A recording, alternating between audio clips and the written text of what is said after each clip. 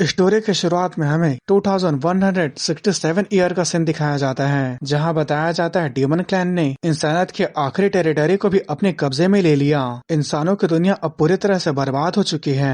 फिर उसके बाद हमारे एमसी को दिखाया जाता है। फिर बताया जाता है इसका नाम सी चैन है और ये एक ट्रिपल एस रैंक का वोल्ट एसासिन है। फिर वो बताता है 7 साल पहले कई सारे डीमन किंग अचानक से हमारे दुनिया में आ गए। डीमन किंग ग्लूटोन ने डीमन क्लैन को लीड किया और इंसानियत की ताकतवर फोर्स को कुचल दिया।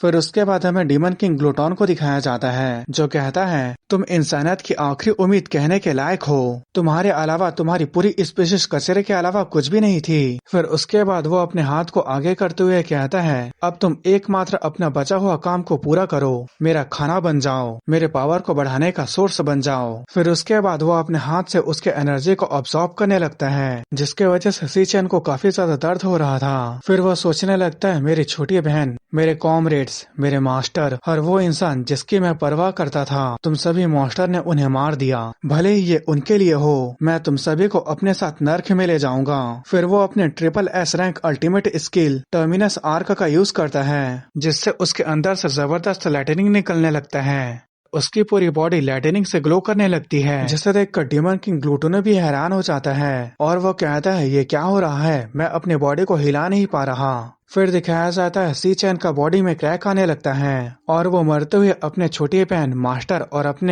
अपने मदर फादर के बारे में सोच रहा था। फिर वो मनी मन कहता है ठीक है, अब हम जल्द ही मिलेंगे। ये बहुत बुरा है कि मैं ताकतवर नहीं था, काश मैं और भी ताकतवर हो पाता। और वहीं डीमन किंग ग्लूटोन कह रहा होता है तुम कीड़े मकोड़े स्पीसीज, आखिर तुम्हारी हिम्मत कैसे हुई मेरे साथ ऐसा करने की। पर अगले ही पल उस ब्लास्ट के साथ वो डीमन किंग के साथ साथ वो पूरा जगह तबाह हो जाता है। और वहीं सी चैन की बॉडी भी तबाह होने लगती है और वो मरते हुए सोचने लगता है काश मैं डीमन क्लैन के अड्डे का पहले से पता लगा पाता, काश मैं सबसे पहले डीमन किंग को अपेयर होने से पहले रोक पाता तो मैं उन्हें बचा सकता था। फिर उसके बाद जैसे ही सी चैन का आंखें खुलता है तो वो जिंदा रहता है और उसकी मलहम पट्टी हुई होती है और वो बिस्तर में पड़ा होता है। फिर वो सोचने लगता है क्या मैं अभी तक नहीं मरा, आखिर ये जगह कौन सी है। फिर उसके बाद वो खिड़की के पास जाकर नीचे देखने लगता है तो ये एक हॉस्पिटल था। उन्हें देखकर सी चैन सोचने लगता है हमारी दुनिया तो पहले ही तबाह हो गई थी, तो आखिर इतने सारे लोग कहाँ से आए। फिर वो अपने शक्ल को आईने में देखकर हैरान होते हुए सोचने लगता है ये यकीन करना मुश्किल है, लेकिन 10 साल पहले जब मैं कॉलेज में पढ़ा करता था, मैं अपने पास्ट में वापस आ गया हूँ। फिर तभी उसके सामने कुछ अपेयर होने लगता है और ये उसका सिस्टम विंडो था जिसमें लिखा था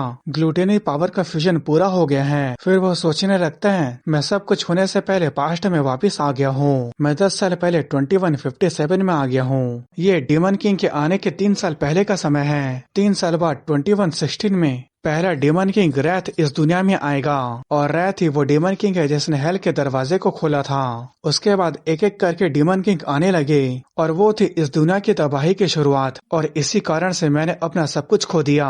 लेकिन अब मैं अपने पास्ट में वापस आ चुका हूँ। अगर मैं फर्स्ट डीमन किंग रैथ को हरा दिया तो मैं हेल के दरवाजे को खोलने से रोक सकता हूँ। मुझे सब कुछ बदलने का एक मौका मिला है। अगर इसकी बात की जाए तो ये ग्लूटनी पावर का इंटरफेस क्या है। आँख खोलते ही ये मेरे आंखों के सामने हवा में फ्लोट कर रहा है। फिर उसके बाद वो उसे जैसे ही छूता है उसका इंफॉर्मेशन आ जाता है। उसे देखकर सी चैन सोचने लगता है ये क्या है, ये तो किसी गेम के कैरेक्टर स्टेट्स के जैसे लगता है। फिर दिखाया जाता है उसके सभी स्टेट्स 100 होते हैं। फिर वो सोचने लगता है मैंने ऐसा पहले कभी नहीं देखा, पास्ट में मैंने अपने अवेकन पावर का यूज करके फाइट किया। इस दुनिया में 10,000 लोगों में से सिर्फ एक ही अवेकन हो सकता है और मैं जिस स्कूल में पढ़ता हूँ वहाँ सिर्फ उन्हीं लोगों की एडमिशन होती है जिनके अंदर अवेकन होने का पोटेंशियल होता है, नेशनल अवेकन यूनिवर्सिटी। लेकिन बदकिस्मती की बात है मैं अपने कॉलेज के दौरान कभी भी अवेकन नहीं हो पाया। 4 साल तक मैंने एक कचरे की तरह जिंदगी को जिया था, मुझे कोई भी पीट कर चला जाता था, शायद इसीलिए मैं हॉस्पिटल में जागा।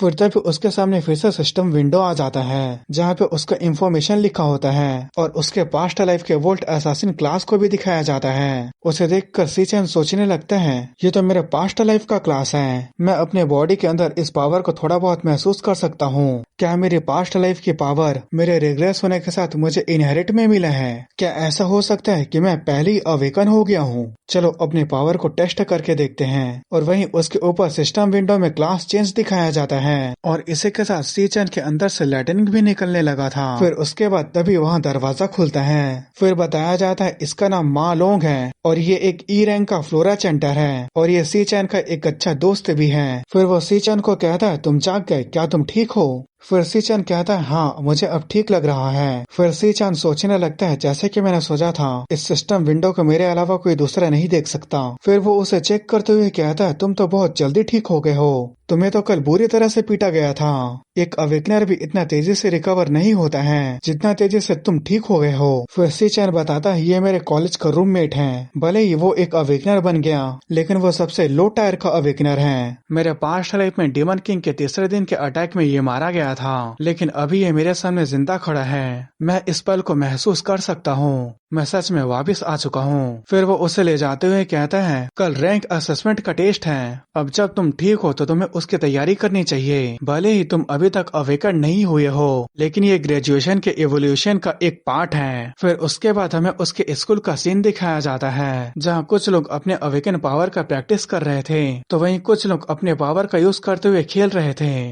फिर वहाँ सी चैन आते हुए कहता है इतने सारे लोगों को देखे हुए काफी लंबा समय हो गया है। फिर मालोंग कहता है क्यों न इस जगह के बदले हम फील्ड में घूमे। फिर सी चैन सोचने लगता है मैंने सब कुछ खो दिया था, अगर मैं अभी कुछ नहीं करूंगा तो मैं फ्यूचर में फिर से सबको खो दूंगा। मुझे अपने प्लान के हिसाब से चलना होगा, जितनी जल्दी हो सके मुझे लेवल अप करना होगा। इस समय में अवेगन का लेवल अप करने का सिर्फ एक ही तरीका है, वो है डीमंस के अड्डे के मॉन्स्टर को मारना। लेकिन डीमन लेयर्स सिर्फ बड़े गिल्ड के पास ही होते हैं, इसलिए आउटसाइडर के पास लेवल अप करने का कोई तरीका नहीं होता। अगर ये मेरे अभी के स्टेट्स हैं तो मेरी ताकत एक अवेकनर और मॉन्स्टर के कंपेयर में क्या होगी। गवर्नमेंट ने अवेकनर और डीमन बीस्ट को अलग अलग रैंक दिया है, जिसमें से एस रैंक हाईएस्ट और ई रैंक लो होता है। इस स्कूल के ज्यादातर अवेकनर ई रैंक पर अटके हुए हैं। जो लोग काफी ज्यादा जीनियस होते हैं सिर्फ उन्हें ही गिल्ड सपोर्ट करता है। मैं थोड़ा बहुत अंदाजा लगा सकता हूँ असेसमेंट में मेरी रैंक क्या होगी, मैं इससे ज्यादा स्ट्रॉन्ग रहूंगा। फिर तभी एक वॉलीबॉल मालों के चेहरे के ऊपर लग जाता है, जिससे टकराने के बाद वो जमीन पर नीचे गिर जाता है। फिर जो लोग वॉलीबॉल फेंके होते हैं वो लोग कहते हैं हे क्या ये सी चैन और मालोंग नहीं है? इन्हें पीटे हुए ज्यादा समय नहीं हुआ और ये इतने जल्दी ठीक हो गए। और उसे देखकर मालोंग घबराते हुए कहता है हम लोग कितना ज्यादा अनलक्की हैं, हम लोग उससे बचने की कोशिश कर रहे थे फिर भी हम उससे टकरा गए। फिर वो बोली दूसरे बोली को कहता है मैंने तुमसे कहा था ना कि ये दोनों हमारी पिटाई को झेल सकते हैं। मैं यहाँ बॉल खेल रहा हूँ तो तुम लोग यहाँ ड्रिंक के लिए पैसे क्यों नहीं लेकर आए? फिर मालोंग कहता है हमें माफ कर दो, हम अभी इसे खरीद कर लेकर आ जाते हैं। फिर सी चैन कहता है तुम गलत नहीं हो, पर माफी तुम लोगों को मांगनी चाहिए ना कि हमें। फिर सी चैन सोचने लगता है इसे देखकर मुझे पास्ट की बेकार मेमोरीज याद आ गई। फिर दिखाया जाता है सी चैन के चेहरे को वो बुली पानी में डुबा रहा होता है और वहीं जमीन पर पड़ा मालोंग उसे रोकने की कोशिश कर रहा होता है। फिर वो बुली कहता है हमें क्यों रुकना चाहिए, उल्टा मैं तो इसकी मदद कर रहा हूँ, वो अभी तक अवेकन नहीं हुआ है इसलिए हम अवेकन होने में उसकी मदद कर रहे हैं। और ये सब कहते हुए वो और उसके चमचे काफी ज्यादा हंस रहे होते हैं। फिर थोड़ी देर बाद वो छोड़ के उसे जाने लगते हैं और वो जाते हुए कहते हैं ऐसा लगता है वो बेहोश हो गया है, अभी इसके साथ खेलना बेकार है। और वहीं जमीन पर सी चैन पड़ा होता है, जिसके पास मालोंग आते हुए कहता है सी चैन क्या तुम ठीक हो? फिर सी चैन कहता है आखिर क्यों, वो हमें अकेला क्यों नहीं छोड़ देते? डीमन सिर्फ डीमन लेयर्स के अंदर नहीं होता बल्कि डीमन इंसानों के अंदर भी होता है और वो लोग सी चैन को जब मन चाहे जैसा चाहे वैसे बुली किया करते थे।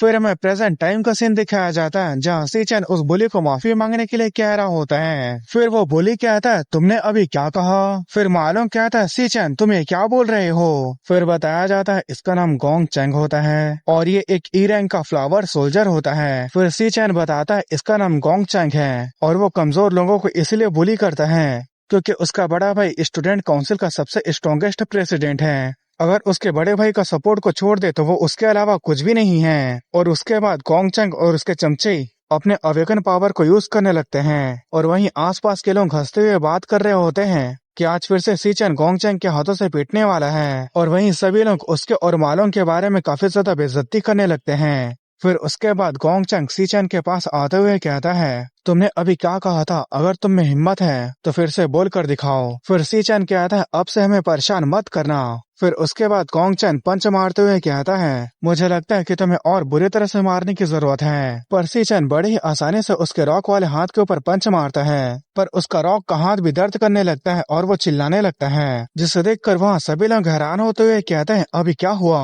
क्या उसने सच में गोंग चैन के पंच को ब्लॉक कर लिया? लेकिन वो तो अवेकन नहीं हुआ था, तो वो एक अवेकनर के पंच को कैसे ब्लॉक कर सकते हैं? फिर गोंग चैंग कहता है, तुम कमजोर अनावेकंट कमीने कहीं के, आखिर तुम्हारी हिम्मत कैसे हुई मेरे पंच को ब्लॉक करने की? फिर सी चैन कहता है, यह सच में काफी बढ़िया समय है, तुम्हारी हिम्मत कैसे हुई मुझसे उल्टा बात करने की? फिर दिखाया जाता है वो लाइटनिंग को रिलीज करने लगता है और उसके क्लास चेंज का भी नोटिफिकेशन आ गया था और वो एक लेवल 1 का वोल्ट असैसिन बन गया था। और इसके साथ उसके पहले के कुछ स्किल्स भी उसके पास थे और उसका स्ट्रेंथ 2 गुना और उसका स्पीड 3 गुना बढ़ गया था।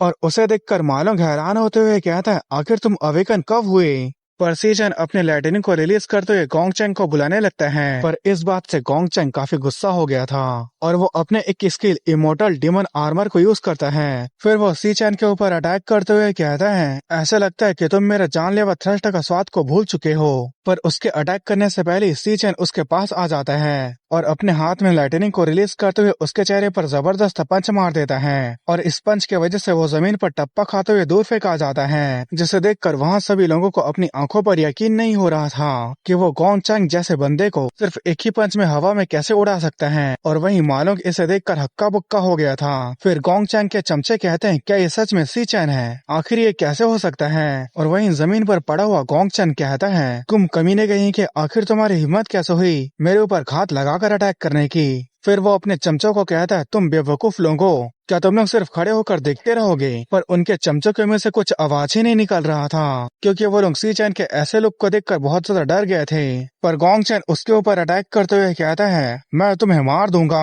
पर सी चैन उसके हाथ को पकड़ लेता है और उसे इतना जोर से दबाता है कि उसके डीमन आर्मर के साथ साथ उसकी हाथ की हड्डियां भी टूट जाती हैं। फिर वो अपने दूसरे हाथ में लाइटनिंग को रिलीज करते हुए कहता है, तुम काफी कमजोर हो, और कुछ ही सेकंड में उसके चेहरे पर कई सारे पंच की बारिश कर देता है। फिर उसके बाद वो गोंग चैंग के ऊपर एक आखिरी पंच मारता है और इस पंच का फोर्स इतना ज्यादा था कि वो पीछे दीवार से टकरा जाता है और वो दीवार भी क्रैक हो जाता है। और वहीं गोंग चैन की हालत भी काफी खराब हो गई थी और उसे देखकर मालोंग जमीन पर घुटने के बल गिर जाता है। फिर वो स्माइल करते हुए कहता है, सी चैन, आखिर तुमने ये कैसे किया? तुम इतना ताकतवर कैसे बने? फिर उसके बाद वो अपने स्टेट्स को देखते हुए सोचने लगता है, मैं पहले की तरह किसी भी समय वोल्ट असैसिन में स्विच कर सकता हूँ। भले ही सिस्टम के हिसाब से मैं अभी लेवल 1 में हूँ, लेकिन फिर भी मैं एक लोएस्ट रैंक के अवेकनर को आसानी से संभाल सकता हूँ। इसका मतलब मेरा अभी का रैंक ई रैंक से ज्यादा है, लेकिन मैं ये यकीन से नहीं कह सकता कि मैं अभी किस रैंक पर हूँ। लेकिन अभी भी एक प्रॉब्लम है, मैंने तो उसे हरा दिया है,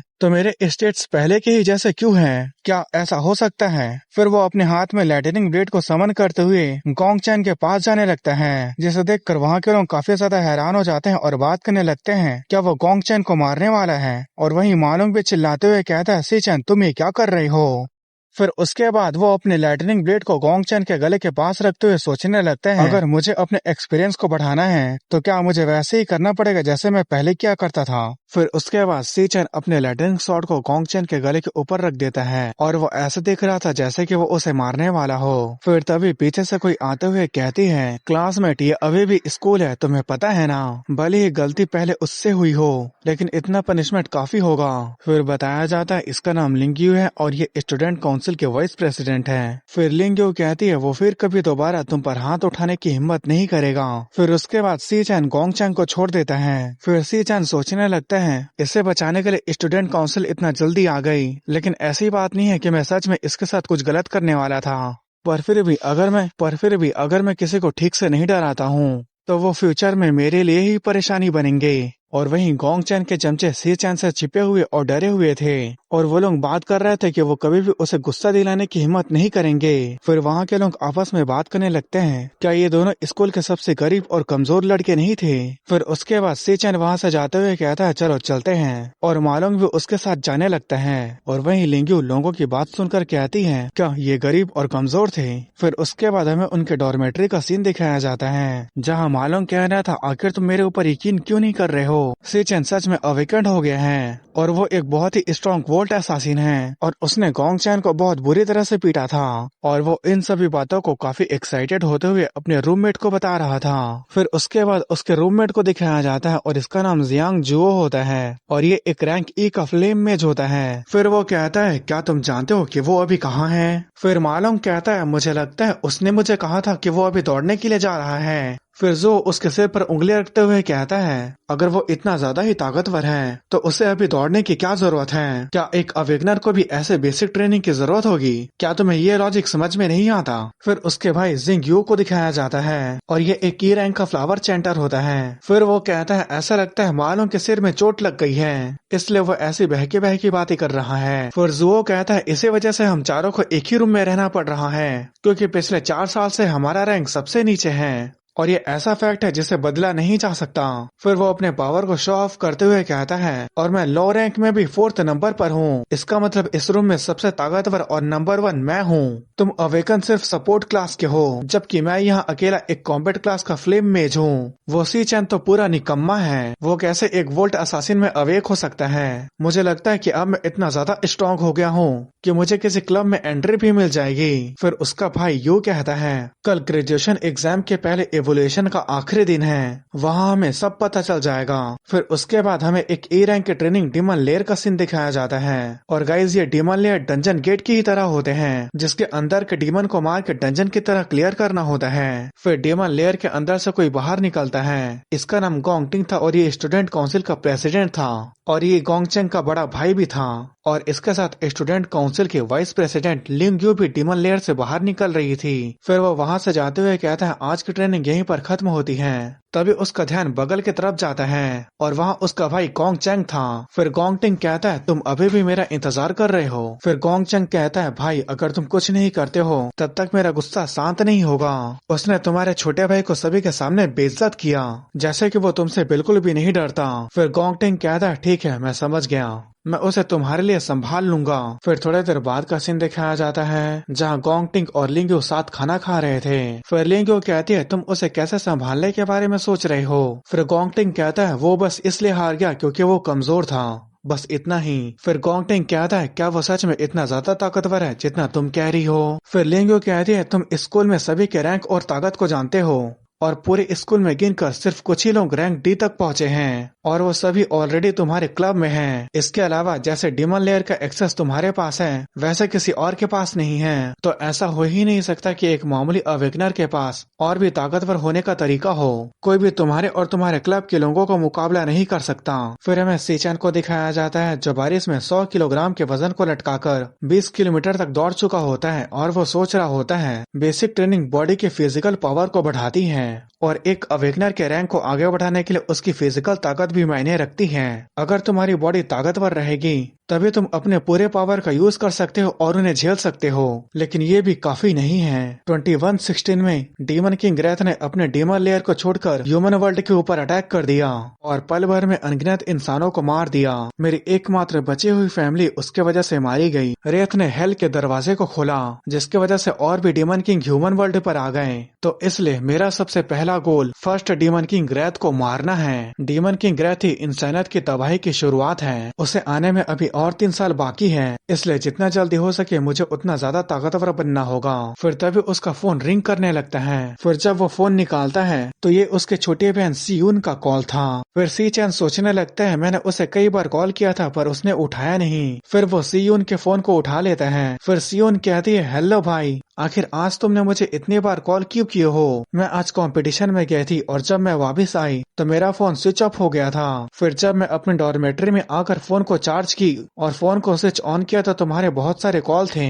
चिंता मत करो भाई, अगर मैं कंपटीशन के प्राइस को जीत जाती हूँ तो हम अपने किराए को चुका पाएंगे। वैसे भाई क्या तुम्हें कुछ कहना था? फिर सी चैन मन ही मन कहता है उस बेकार से बर्बाद फ्यूचर में मैंने हेवन से अनगिनत बार प्रार्थना किया कि प्लीज सब कुछ फिर से शुरू हो जाए। फिर सी चैन सी यून को कहता है नहीं, मुझे कुछ भी नहीं कहना था। फिर वो मन ही मन कहता है भले ही इसके लिए मुझे कई बार कभी न खत्म होने वाले हेल में जाना पड़े। फिर वो स्माइल करते हुए सी यून को कहता है तुम्हारी आवाज सुने हुए काफी लंबा समय हो गया। फिर सी यून कहती है तुम ये कैसी बातें कर रहे हो, हमने तो कल ही बात की थी। मेरी कंपटीशन खत्म होने के बाद हम फिर से मिल पाएंगे। बस मेरे गुड न्यूज का इंतजार करो, बाय बाय। फिर वो कॉल काट देती है और सी चैन भी सीरियस होते हुए सोचने लगता है अब शुरुआत हो चुकी है। फिर वो दौड़ते हुए सोचने लगता है 3 और लैप्स बचे हुए हैं। फिर उसका रनिंग पूरा होने के बाद वो अपने डॉर्मेट्री में आ जाता है। फिर वो नहाते हुए सोचने लगता है मुझे पास्ट में वापस आए 8 घंटे हो गए हैं और इस 8 घंटे में ही मैं महसूस कर सकता हूँ कि ये बॉडी पहले से काफी ज्यादा ताकतवर हो गई है, लेकिन ये अभी भी काफी कमजोर है। पर प्रॉब्लम ये है कि लेवल अप करने के लिए मुझे डीमन लेयर में जाना होगा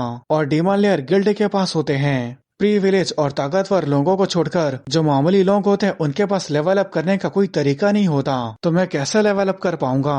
और इसके अलावा वो ग्लूटोनी पावर मुझे समझ में नहीं आ रहा वो क्या है। और यही सब सोचते हुए वो सो जाता है। पर तभी हमें दिखाया जाता है सिस्टम किसी चीज को लोडिंग ले रहा था। फिर जब उसका लोडिंग कंप्लीट हो जाता है फिर हमें सी चैन को एक जगह पर गिरते हुए दिखाया जाता है और वहीं सिस्टम विंडो में ग्लूटोनी सिस्टम के ऑनलाइन का मैसेज आया था। फिर तभी सी चैन की आंखें खुल जाती हैं।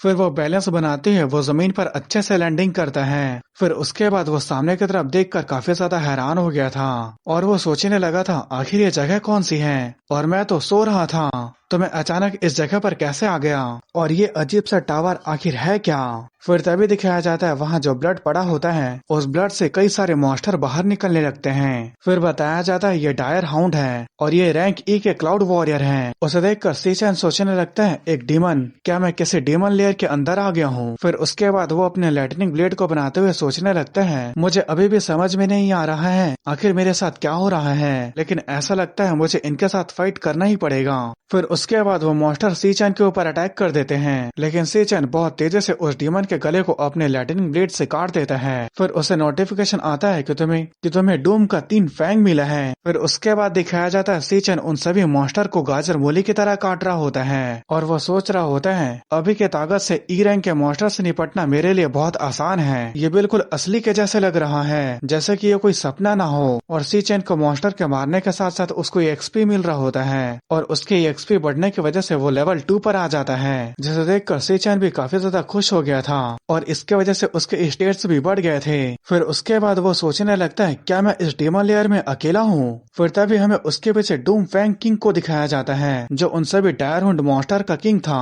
पर सी चैन अपने लाइटनिंग ब्लेड से उसे बड़े आसानी से मार देता है। फिर वो सोचने लगता है अगर मैं इस जगह पर अकेला हूँ तो मैं इस जगह का अच्छे से यूज करूंगा और इसी के साथ उसका फिर से लेवल अप हो जाता है और वो लेवल 3 पर पहुंच जाता है और उसे मॉन्स्टर मारने पर रिवॉर्ड मिला था जिसमें 18 डूम के फैंग थे और एक डूम फैंग क्रिस्टल था। फिर वो सोचने लगा था बॉस मॉन्स्टर दूसरे मॉन्स्टर के कंपेयर में मुझे काफी एक्सपी दिया और मैंने ऑलरेडी 2 लेवल अप भी कर लिया है। फिर तभी दिखाया जाता है उसके सामने एक मॉन्स्टर पड़ा होता है जिसके ऊपर डिवोरेबल लिखा होता है, जिसे देखकर सी चैन काफी ज्यादा हैरान हो गया था और उसे एक पल के लिए कुछ समझ में नहीं आ रहा था। फिर वो सोचने लगता है इसका मतलब क्या है, क्या ये वही हो सकता है, क्या ये ग्लूटोनी की पावर हो सकती है। फिर तभी दिखाया जाता है वो मॉन्स्टर डिवोर होने लगता है और उसके ऊपर डिवोरिंग के प्रोसेस को भी दिखाया जाता है। फिर उसके बाद जब डिवोरिंग पूरा हो जाता है तो दिखाया जाता है उसके पास डूम फैंग किंग का पावर आ गया था और इसमें ये फ्रोस्ट बॉडी को यूज कर सकता है जिससे लो टेम्परेचर में इसका डिफेंस काफी बढ़ जाएगा। फिर सिंचन सोचने लगता है मॉन्स्टर ऑब्जॉर्व हो गया और वो एक कार्ड में बदल गया, मैं उन्हें मार कर डिवोर कर सकता हूँ और उन्हें क्लास में बदल सकता हूँ। फिर तभी वो काफी ज्यादा हैरान हो जाता है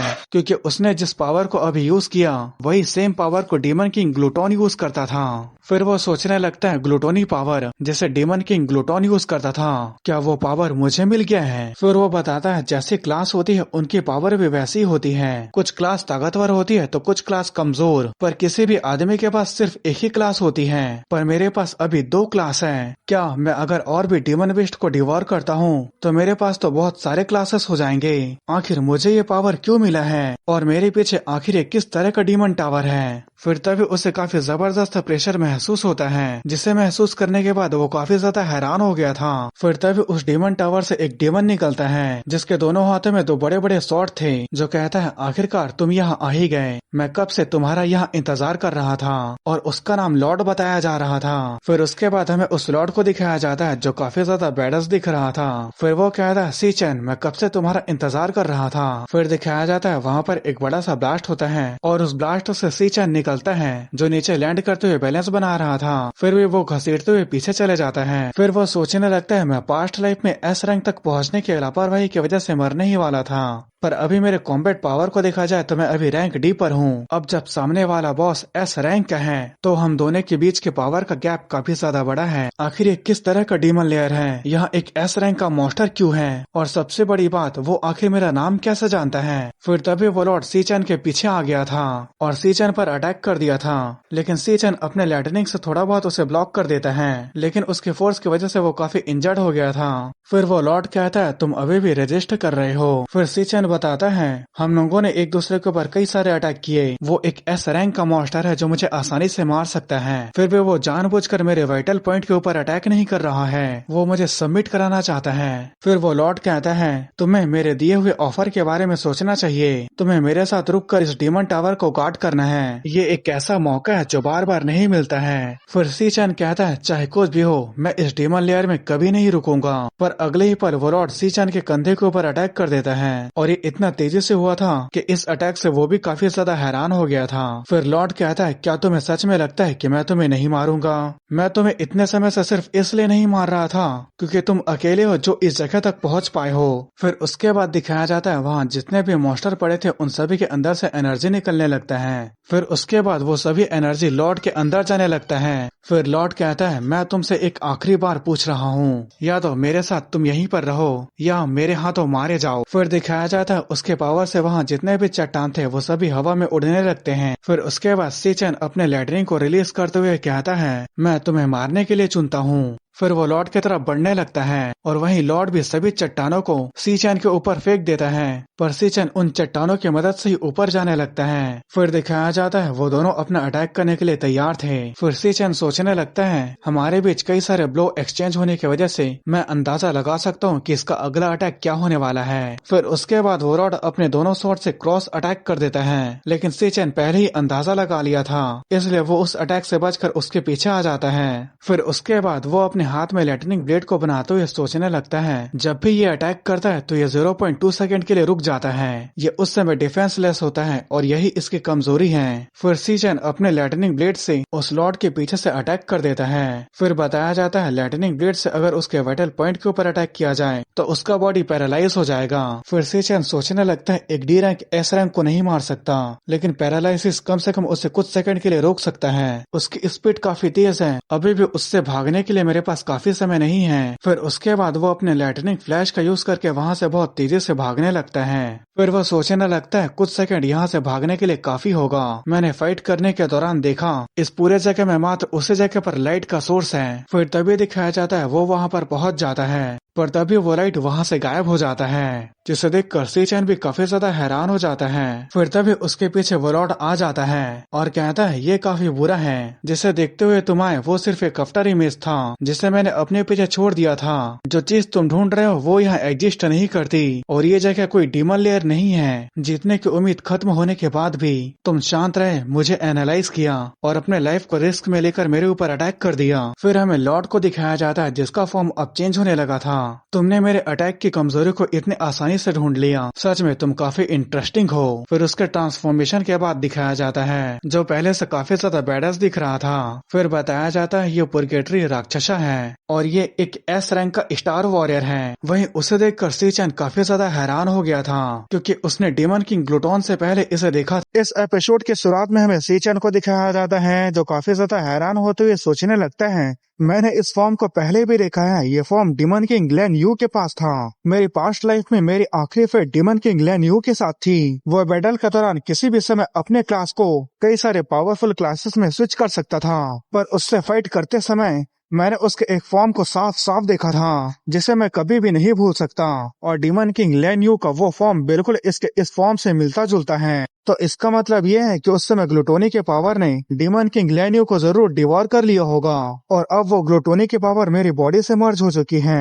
तो क्या इसका मतलब ये है कि ये जगह मेरे अंदर है? फिर लॉर्ड कहता है तुम प्रेशर में रहने के बाद भी तुमने ना सिर्फ इनक्रेडिबली परफॉर्म किया बल्कि तुम्हारा दिमाग भी काफी तेज है। तुमने साबित कर दिया है कि तुम यहाँ हर एक चीज के लिए काबिल हो। फिर से चैन कहता है क्या हर एक चीज के लिए? तुम्हारे कहने का क्या मतलब है? फिर उसके बाद वो लॉर्ड अपने पास से एक की निकालता है जिसका नाम टाइम रिफ्ट की होता है और ये SSS रैंक का होता है और सिर्फ इसकी की मदद से टावर ऑफ डार्कनेस के दरवाजे को खोला जा सकता है। और गाइस टावर ऑफ डार्कनेस इसी डीमन टावर का नाम है। मैं दूसरे साइड से एक्सप्लेन कर रहा हूँ इसलिए कुछ कुछ नाम चेंज हो सकते हैं, तो आप लोग थोड़ा एडजस्ट कर लेना।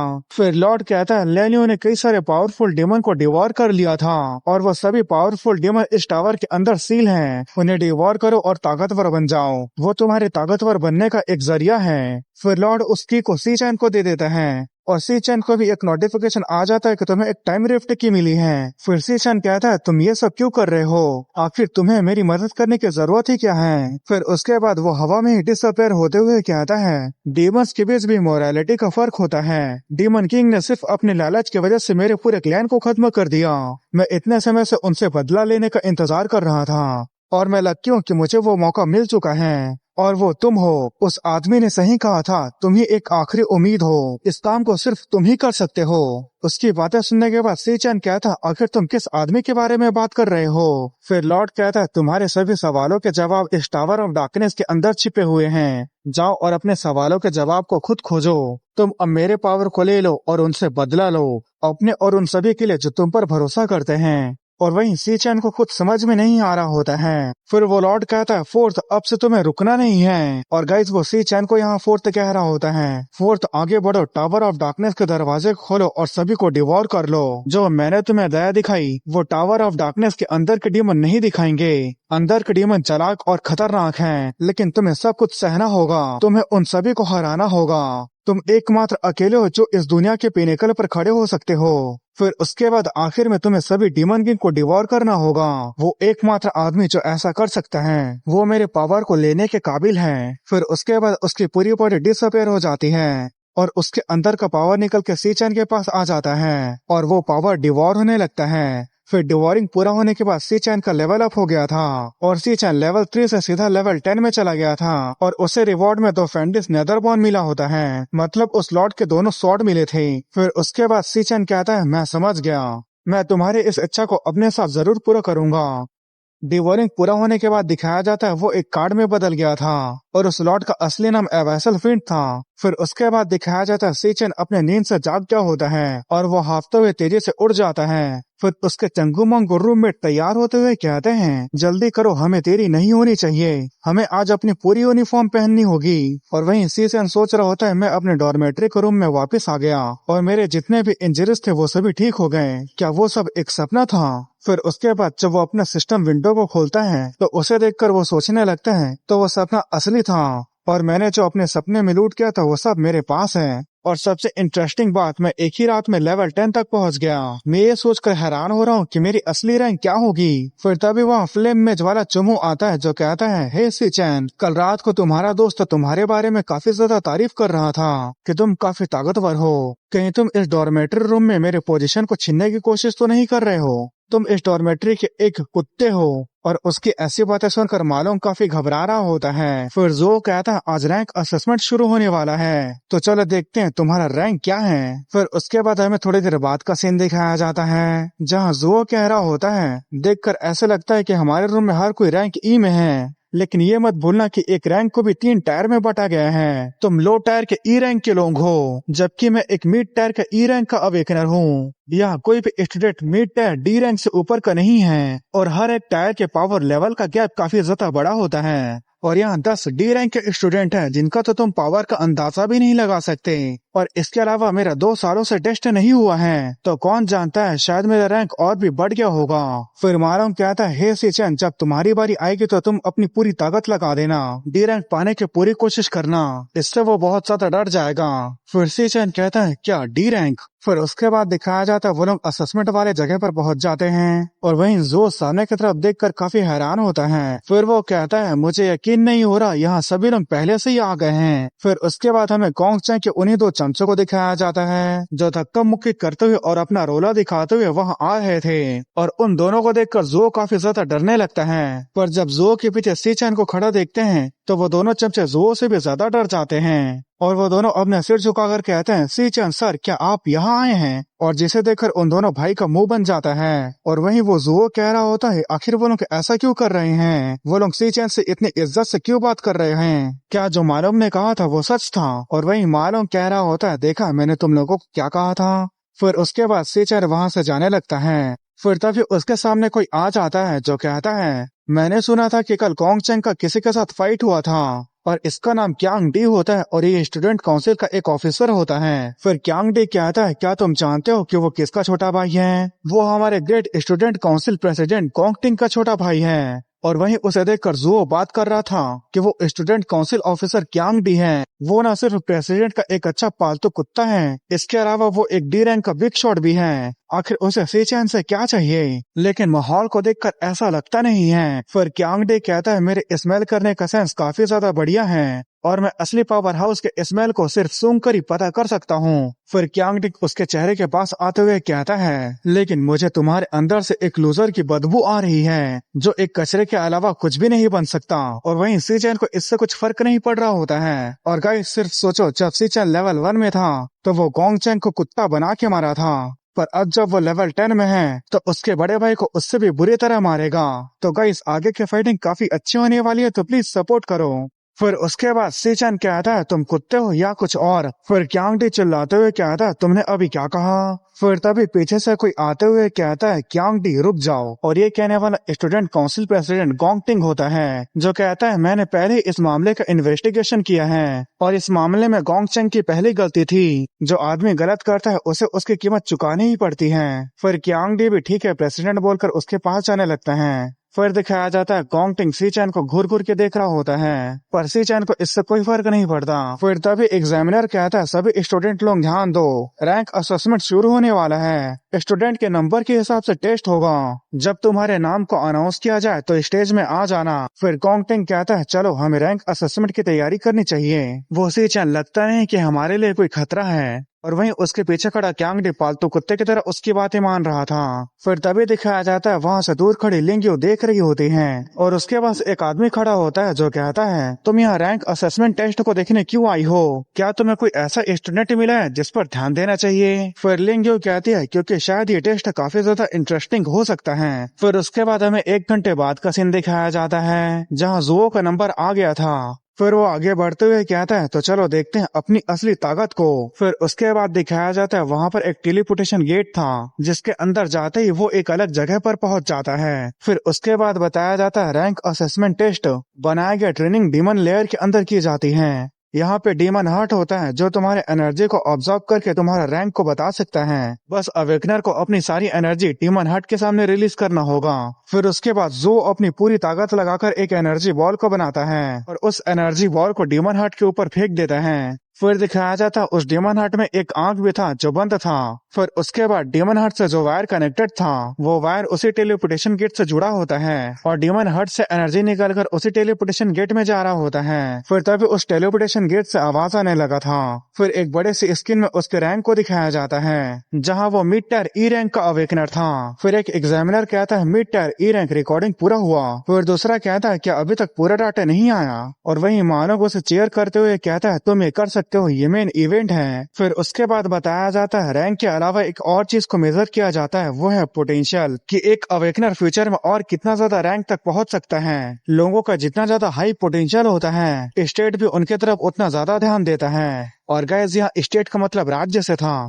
फिर जो वहां से निराश होकर जाते हुए कहता है, 2 सालों में मेरा रैंक बिल्कुल भी नहीं बढ़ा। मुझे ऐसा लगा था कि मैं डी रैंक तक तो पहुंच ही जाऊंगा। फिर मालिक उसे दिलासा देते हुए कहता है, निराश मत हो जुओ भाई, हमारा रैंक तो तुमसे भी कम है। तुम्हारे जैसे हम भी डी रैंक तक नहीं पहुंच सकते।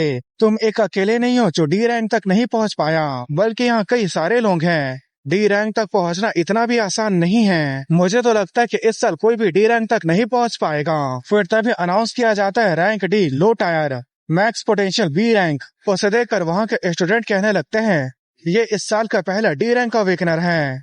फिर कुछ समय बाद का सीन दिखाया जाता है जहाँ ग्यांग डी का भी टेस्ट पूरा हो गया होता है, जहाँ उसका रैंक डी रैंक लौट आया था और उसका मैक्स पोटेंशियल ए रैंक था। और उसे देखकर जो अपना सिर पटक रहा होता है और मालूम कह रहा होता है पहले ही 8 डी रैंक के अवेकनर हो गए हैं। फिर एक टकला एग्जामिनर कहता है इस साल हमें काफी डी रैंक के टैलेंट मिले हैं, भले ही वो लो टायर के हैं लेकिन उन्हें रियल कॉम्बैट का एक्सपीरियंस नहीं है। फिर दूसरा एग्जामिनर कहता है लेकिन फिर भी ये बहुत बढ़िया है क्योंकि हमें आमतौर पे हर साल 2 या 3 डी रैंक के अवेकनर ही मिल पाते हैं। ऐसा लगता है कि इस साल का ग्रेजुएशन कॉम्बैट असेसमेंट देखने लायक होगा। फिर उसके बाद टेस्ट देने के लिए गोंगटिंग के नाम को अनाउंस किया जाता है। उसे देखकर वहाँ के स्टूडेंट काफी तारीफ करने लगते हैं और बोलने लगते हैं कि वो स्टूडेंट काउंसिल के प्रेसिडेंट के अलावा इंपीरियल गिल्ड का यंग मास्टर भी है और उसे अनगिनत टाइटल भी मिले हैं। वो 2 साल पहले ही डी रैंक में पहुंच गया था और इस साल तक जो अभी तक रैंक को मेजर किया गया है वो सबसे ज्यादा डी रैंक लो टायर का है और अभी तक कोई भी हमारे स्कूल में डी रैंक मिड टायर से हायर लेवल तक नहीं पहुंच पाया है। हम ये सोच के हैरान है कि काउंसिल प्रेसिडेंट अभी किस रैंक तक पहुंच गए होंगे। फिर हमें डीमन हार्ट को दिखाया जाता है जिसने अपनी आंखें खोल ली थी और उसके सामने गोंगटिंग होता है जो अपने हाथ में एनर्जी को रिलीज करते हुए सोचने लगता है मैं अपनी असली ताकत को अभी नहीं दिखा सकता क्योंकि मुझे अपनी असली ताकत को ग्रेजुएशन कॉम्बैट असेसमेंट के लिए बचा के रखनी है, तभी मैं एक बिगेस्ट सेंसेशन बन पाऊंगा। फिर भी मुझे इतनी पावर तो दिखानी होगी कि मैं स्कूल के हिस्ट्री में नंबर 1 बनूंगा। फिर उसके बाद उसका रैंक और पोटेंशियल आने लगता है पर उसके पोटेंशियल का कलर येलो कलर का था जिसे देखकर एग्जामिनर हैरान होते हुए कहता है ये कलर तो एक एस रैंक का है। फिर दिखाया जाता है वो अभी के time D rank high tyre में होता है और उसका पोटेंशियल एस रैंक का होता है और एस रैंक के पोटेंशियल को देखकर वहाँ सभी लोग काफी ज्यादा हैरान हो जाते हैं। और उसका चमचा ग्यांग डी कहता है जैसे कि प्रेसिडेंट से उम्मीद थी प्रेसिडेंट की जय हो और उसके सभी चमचे प्रेसिडेंट का नारा लगाने लगते हैं। फिर उसके बाद एग्जामिनर लोग बात करने लगते हैं ये स्कूल हिस्ट्री में पहली बार हुआ है डी रैंक हाई टायर और पोटेंशियल एस रैंक का, हमें इस रिपोर्ट को सीधा सुपीरियर को करना चाहिए। फिर उसके बाद वहाँ जितने भी स्टूडेंट थे वो सभी चाटोगिरी करते हुए गोंगटिंग के तारीफों के पुल बांधने लगते हैं। फिर लिंगो के बगल में खड़ा आदमी कहता है सच में इस साल हमें कई सारे टैलेंट देखने को मिले हैं, तो मैं पहले से पता था ना कि गोंगटिंग का पोटेंशियल एस रैंक का है। इसमें कोई हैरानी की बात नहीं है कि आज तुम रैंक असेसमेंट को देखने के लिए क्यों आई हो। फिर बताया जाता है इसका नाम युआन लॉन्ग है और ये नेशनल अवेकनर यूनिवर्सिटी का प्रिंसिपल है। फिर लिंगो कहती है नहीं मैं सिर्फ उसके लिए नहीं आई हूँ, अगर बात की जाए तो मैं गोंगटिंग से ज्यादा उसके परफॉर्मेंस का इंतजार कर रही हूँ। फिर उसके बाद सी चैन के नाम को अनाउंस किया जाता है। फिर ग्यांग डी उसके पास आते हुए कहता है ओ बच्चे अपने डॉर्मेट्री रूम के रूममेट्स की इज्जत बचा लेना, मैं उम्मीद करता हूँ कि तुम अपने रूममेट्स की तरह ई रैंक दिखाने की हिम्मत नहीं करोगे। अगर तुम चारों का ई रैंक होता है तो तुम पूरी यूनिवर्सिटी के लिए मजाक बन के रह जाओगे। तुम जैसे कमजोरों का झुंड का ग्रेजुएशन कॉम्बैट असेसमेंट में होना ही शर्मनाक होगा। फिर मालूम कहता है तुम बस इंतजार करो, सी चैन का रैंक देखकर तुम्हारा मुंह बंद हो जाएगा। फिर उसके बाद दिखाया जाता है सी चैन अपने टेस्ट को देने के लिए उस टेलीपोर्टेशन गेट के पार चले जाता है और वहीं उसके रूममेट उम्मीद कर रहे थे कि उसका रैंक ज्यादा होगा। फिर उसके बाद हमें डीमन लेयर के अंदर का सीन दिखाया जाता है और जैसे ही वो डीमन हट सी चैन को देखता है वो काफी ज्यादा हैरान हो जाता है। फिर उसके बाद सी चैन अपने हाथ आगे बढ़ाते हुए बताता है इस ईरा में एक अवेकनर के लिए बेहतर फ्यूचर का एकमात्र तरीका एक हाई रैंक गिल्ड को ज्वाइन करना है और उन गिल्ड के लिए अपने आप को साबित करने का एकमात्र तरीका ग्रेजुएशन कॉम्बैट असेसमेंट है जिसमें 10 लोगों का एक स्क्वाड होता है और हर कैंडिडेट जिसे चाहे उसे अपने मन से टीममेट के लिए चुन सकता है और अगर किसी का स्क्वाड फर्स्ट प्लेस पर आ जाता है तो उसके स्क्वाड के हर एक मेंबर को नेशन के top tier guild imperial guild में सीधा रिक्रूट कर लिया जाएगा। और गाइस इसी गिल्ड का यंग मास्टर गोंगटिंग है, तो ये टेस्ट किसी के रैंक को मेजर करने के बारे में नहीं है, इसका उससे भी कहीं बड़ा पर्पस है। फिर ग्यांग डी एक स्टूडेंट को लाते हुए कहते हैं बॉस इसका नाम यान लीन है और ये एक लो टायर डी रैंक अवेकनर है, इसके साथ हमारे स्क्वाड के 10 मेंबर पूरे हो गए हैं। आपके छोटे भाई के अलावा बाकी 9 इस साल के डी रैंक अवेकनर हैं। ग्रेजुएशन असेसमेंट के लिए एक परफेक्ट टीम तैयार हो गई है। रिजल्ट पहले से ही साफ साफ पता चल चुका है, हमारे स्ट्रॉन्गेस्ट टीम ही फर्स्ट प्लेस को जीतेगी और फाइनल एमवीपी हमारे प्रेसिडेंट हैं। फिर उसके बाद बताया जाता है ताकतवर लोग हमेशा एक साथ रहते हैं और कमजोरों को बाहर निकाल दिया जाता है क्योंकि यही आगे बढ़ने और सर्वाइवल का इटरनल लॉ है। फिर मालूम कहता है सी चैन कब से अंदर गया है, आखिर उसे बाहर निकलने में कितना लंबा समय लगेगा और कोई मूवमेंट भी नहीं हो रहा। फिर उसके बाद वहाँ सभी स्टूडेंट सी चैन का मजाक उड़ाकर वहाँ से जाने लगते हैं। फिर ग्यांग डी कहता है सिर्फ कुछ ही लोग बचे हैं और वो सभी लोग कचरे हैं, हमारी स्क्वाड पहले ही तैयार हो चुकी है, तो चलो एक अच्छा कैरी युक्ति ढूंढते हैं। फिर गोंगटिंग कहता है ठीक है, बाकी टीम मेंबर को बुला लो। फिर तभी दिखाया जाता है वो स्क्रीन में रैंक आने लगता है और सी चैन का rank D rank high tyre था, जिसे देखकर मानुक और उसके फ्रेंड के अलावा सभी स्टूडेंट हैरान हो जाते हैं क्योंकि गोंगटिंग का भी इतना ही रैंक आया था। फिर मालूम काफी खुश होते हुए कहता है देखा, मैंने कहा था ना कि तुम लोगों का सी चैन के रैंक को देखकर बोलती बंद हो जाएगी। और वहीं इस रैंक को देखकर प्रेसिडेंट भी हैरान हो जाता है और वहीं क्यांग डे भी काफी हैरान होते हुए कहता है एक हाई टायर डी रैंक ये कैसे हो सकता है। फिर उसके बाद अनाउंस किया जाता है current rank D rank high tyre है, लेकिन सिस्टम ने डिटेक्ट किया है कि डेमन हंट अभी इंस्टेबल नहीं है, इसलिए वो पोटेंशियल को मेजर नहीं कर पा रहा। इसलिए कैंडिडेट फिर से दोबारा टेस्ट दो। फिर सीसन सोचने लगता है मैं बस अपने बेसिक फिजिकल फॉर्म का यूज कर रहा था, तो मैं लेवल 10 के स्टेट के साथ एक हाई टायर डी रैंक के बराबर हूँ। फिर उसके बाद वो अपने क्लास को स्विच करने लगता है और क्लास स्विच करने के बाद वो इन्फर्नल डेथ किंग मतलब डायर हाउंड किंग में ट्रांसफॉर्म हो जाता है। फिर वो सोचने लगता है तो चलो देखते हैं मेरी कमजोर डिवॉर क्लास से अभी मेरी रैंक क्या आती है। फिर दिखाया जाता है जो डी रैंक हाई टायर था वो बदल कर सी रैंक मिड टायर हो जाता है, जिसे देखकर वहाँ सभी स्टूडेंट हक्का बक्का हो गए थे और वहीं इसे देखकर प्रेसिडेंट भी काफी हैरान हो गया था। और गाइस मैं फिर से बता देता हूँ, प्रेसिडेंट अपनी असली रैंक को छिपा रहा है। फिर क्यांग डे कहता है क्या एक सी रैंक मिड टायर, ये क्या बकवास है, जरूर मशीन में कुछ गड़बड़ी हो गई होगी। फिर एग्जामिनर कहता है रैंक फिर से चेंज हो गई, क्या सिस्टम में कोई खराबी है। और वो सोच रहा होता है मैंने ऐसे पहले कभी नहीं देखा। फिर हमें अंदर की तरफ डेमन हट को दिखाया जाता है जो काफी ज्यादा डर रहा होता है। फिर उसके बाद फिर से अनाउंस किया जाता है डेमन हट स्टेबल नहीं है, इसलिए वो पोटेंशियल को मेजर नहीं कर पा रही है, तो कैंडिडेट फिर से रिटेस्ट दे। फिर उसके बाद सीचन सोचने लगता है अगर ऐसी बात है तो मेरी और 2 क्लास बाकी है। जब मैं अपने सबसे कमजोर क्लास में सी रैंक तक पहुंचा तो बाकी 2 क्लास में मैं किस रैंक तक पहुंचूंगा। फिर उसके बाद सीचन अपने फिर से क्लास स्विच कर लेता है। फिर वो लेवल 10 के पुरगेटरी राक्षसा मतलब एबेसल फिंड में ट्रांसफॉर्म हो जाता है। फिर वो कहता है तो चलो देखते हैं लेवल 10 के इस क्लास की असली ताकत क्या है। फिर वो जैसे ही पंच मारने वाला होता है सिर्फ उसे देखकर डेमन हट की आंखें काफी बड़ी हो गई होती हैं। फिर उसके बाद हमें बाहर के तरफ का सीन दिखाया जाता है जहाँ का मौसम बदलने लगा था, जिसे देखकर प्रेसिडेंट के साथ साथ क्यांग टी भी हैरान होते हुए कहता है आखिर ये क्या हो रहा है। फिर जुओ का दूसरा भाई कहता है ये फिनोमिना लिटरल सेलेशियल ओमेन है, आज हिस्ट्री को फिर से लिखा जाएगा, हमारे डॉर्मेट्री का एक रूममेट गॉड टायर मास्टर बनने वाला है। फिर दिखाया जाता है सी चैन का पोटेंशियल एस रैंक का होता है, जिसे देखकर एग्जामिनर हैरान होते हुए कहता है क्या एक और एस रैंक का पोटेंशियल, और वहीं इसे देखकर क्यांग टी भी काफी हैरान होता है। फिर उसके बाद तभी उनके सिस्टम में वार्निंग आने लगता है। फिर दिखाया जाता है उसका पोटेंशियल धीरे धीरे करके चेंज होने लगता है। फिर उसका पोटेंशियल ट्रिपल एस रैंक हो जाता है और सिस्टम भी वार्निंग देने लगता है कि इसका पोटेंशियल वैल्यू काफी ज्यादा है, सिस्टम इससे ज्यादा पावर को डिटेक्ट नहीं कर सकता, सिस्टम ओवरलोड हो रहा है। और उसे देखकर एग्जामिनर की आंखें बाहर निकाल आती हैं। फिर उसके बाद टेलीपोर्टेशन गेट के पीछे जो स्क्रीन होता है वो टूट जाता है। फिर एग्जामिनर दौड़ते हुए कहते हैं ये ठीक नहीं है, डेमन हट ओवरलोड हो गए हैं, अंदर जाकर हमें ये देखना होगा कि स्टूडेंट को कुछ न हुआ हो। फिर उसके बाद वो दोनों अंदर आते हुए कहते हैं स्टूडेंट क्या तुम ठीक हो। पर जब वो सामने का नजारा देखता है तो वो काफी ज्यादा हैरान हो जाता है क्योंकि स्टूडेंट की जगह वो डेमन हट चुसे हुए आम की तरह हो गया था, मतलब उसका काम तमाम हो गया था। फिर एग्जामिनर कहता है क्या डेमन हट मर गया है, क्या इसे ज्यादा यूज करने की वजह से ये जल गया है। फिर सीचन सोचने लगता है मैंने गलती से अपने पावर से उसे ज्यादा ही दबा दिया, इसलिए वो गला घुटने की वजह से मर गया, पर मैं इस बात से काफी हैरान हुआ।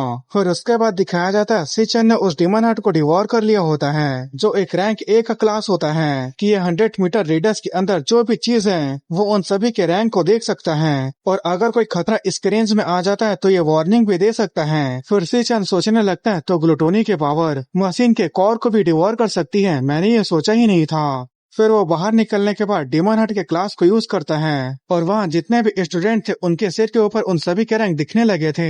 फिर सीचन सोचने लगता है अब मैं सभी के असली रैंक को देख सकता हूँ, ये मेरे लिए काफी ज्यादा बढ़िया है। फिर तभी सीचन किसी को देखकर हैरान हो जाता है और ये प्रेसिडेंट था जिसका असली rank C rank mid tier था। उसे देखकर सीचन सोचने लगता है तो गोंगटिंग अपनी असली ताकत को छुपा रहा था, पर तब भी वो एक मीडियोकर से ज्यादा कुछ भी नहीं है। फिर उसके बाद एग्जामिनर बाहर निकल कर कहता है ऐसे लगता है कि डेमन हट ओवरलोड होने की वजह से वो मारा गया है, इसलिए आज के टेस्ट को यहीं पर खत्म किया जाता है। और अगर सी चैन की डाटा की बात की जाए तो वो मशीन में खराबी की वजह से हुआ था। हम इसे हायर अप को रिपोर्ट करेंगे और जो लोग आज टेस्ट नहीं दे पाए वो कल आ जाएंगे। हम कल नई मशीन को तैयार करके रखेंगे। फिर उसके बाद सी चैन के जितने भी फ्रेंड थे वो सभी उसके पास आकर उसके तारीफों के पुल बांधने लगते हैं। फिर तभी वहाँ पर क्यांग डी आते हुए कहता है, मुझे पता था एक तुम जैसा कचरा सी रैंक तक कैसे पहुंच सकता है और उसका पोटेंशियल एस रैंक तक कैसे हो सकता है। ये बस मशीन की खराबी थी। तुमने अंदर जाकर डीमन हंट को मार दिया और तुम अपनी जिम्मेदारी से भाग रहे हो। तुम्हारे वजह से स्टूडेंट काउंसिल को कल तक इंतजार करना पड़ेगा। क्या तुम्हारे वजह से जो हमारा समय बर्बाद होगा क्या तुम उसकी भरपाई कर सकते हो? उसकी बातें सुनने के बाद सेचन अपने लैडरिन को रिलीज करते हुए सोचने लगता है, ये आदमी कभी चुप नहीं होने वाला।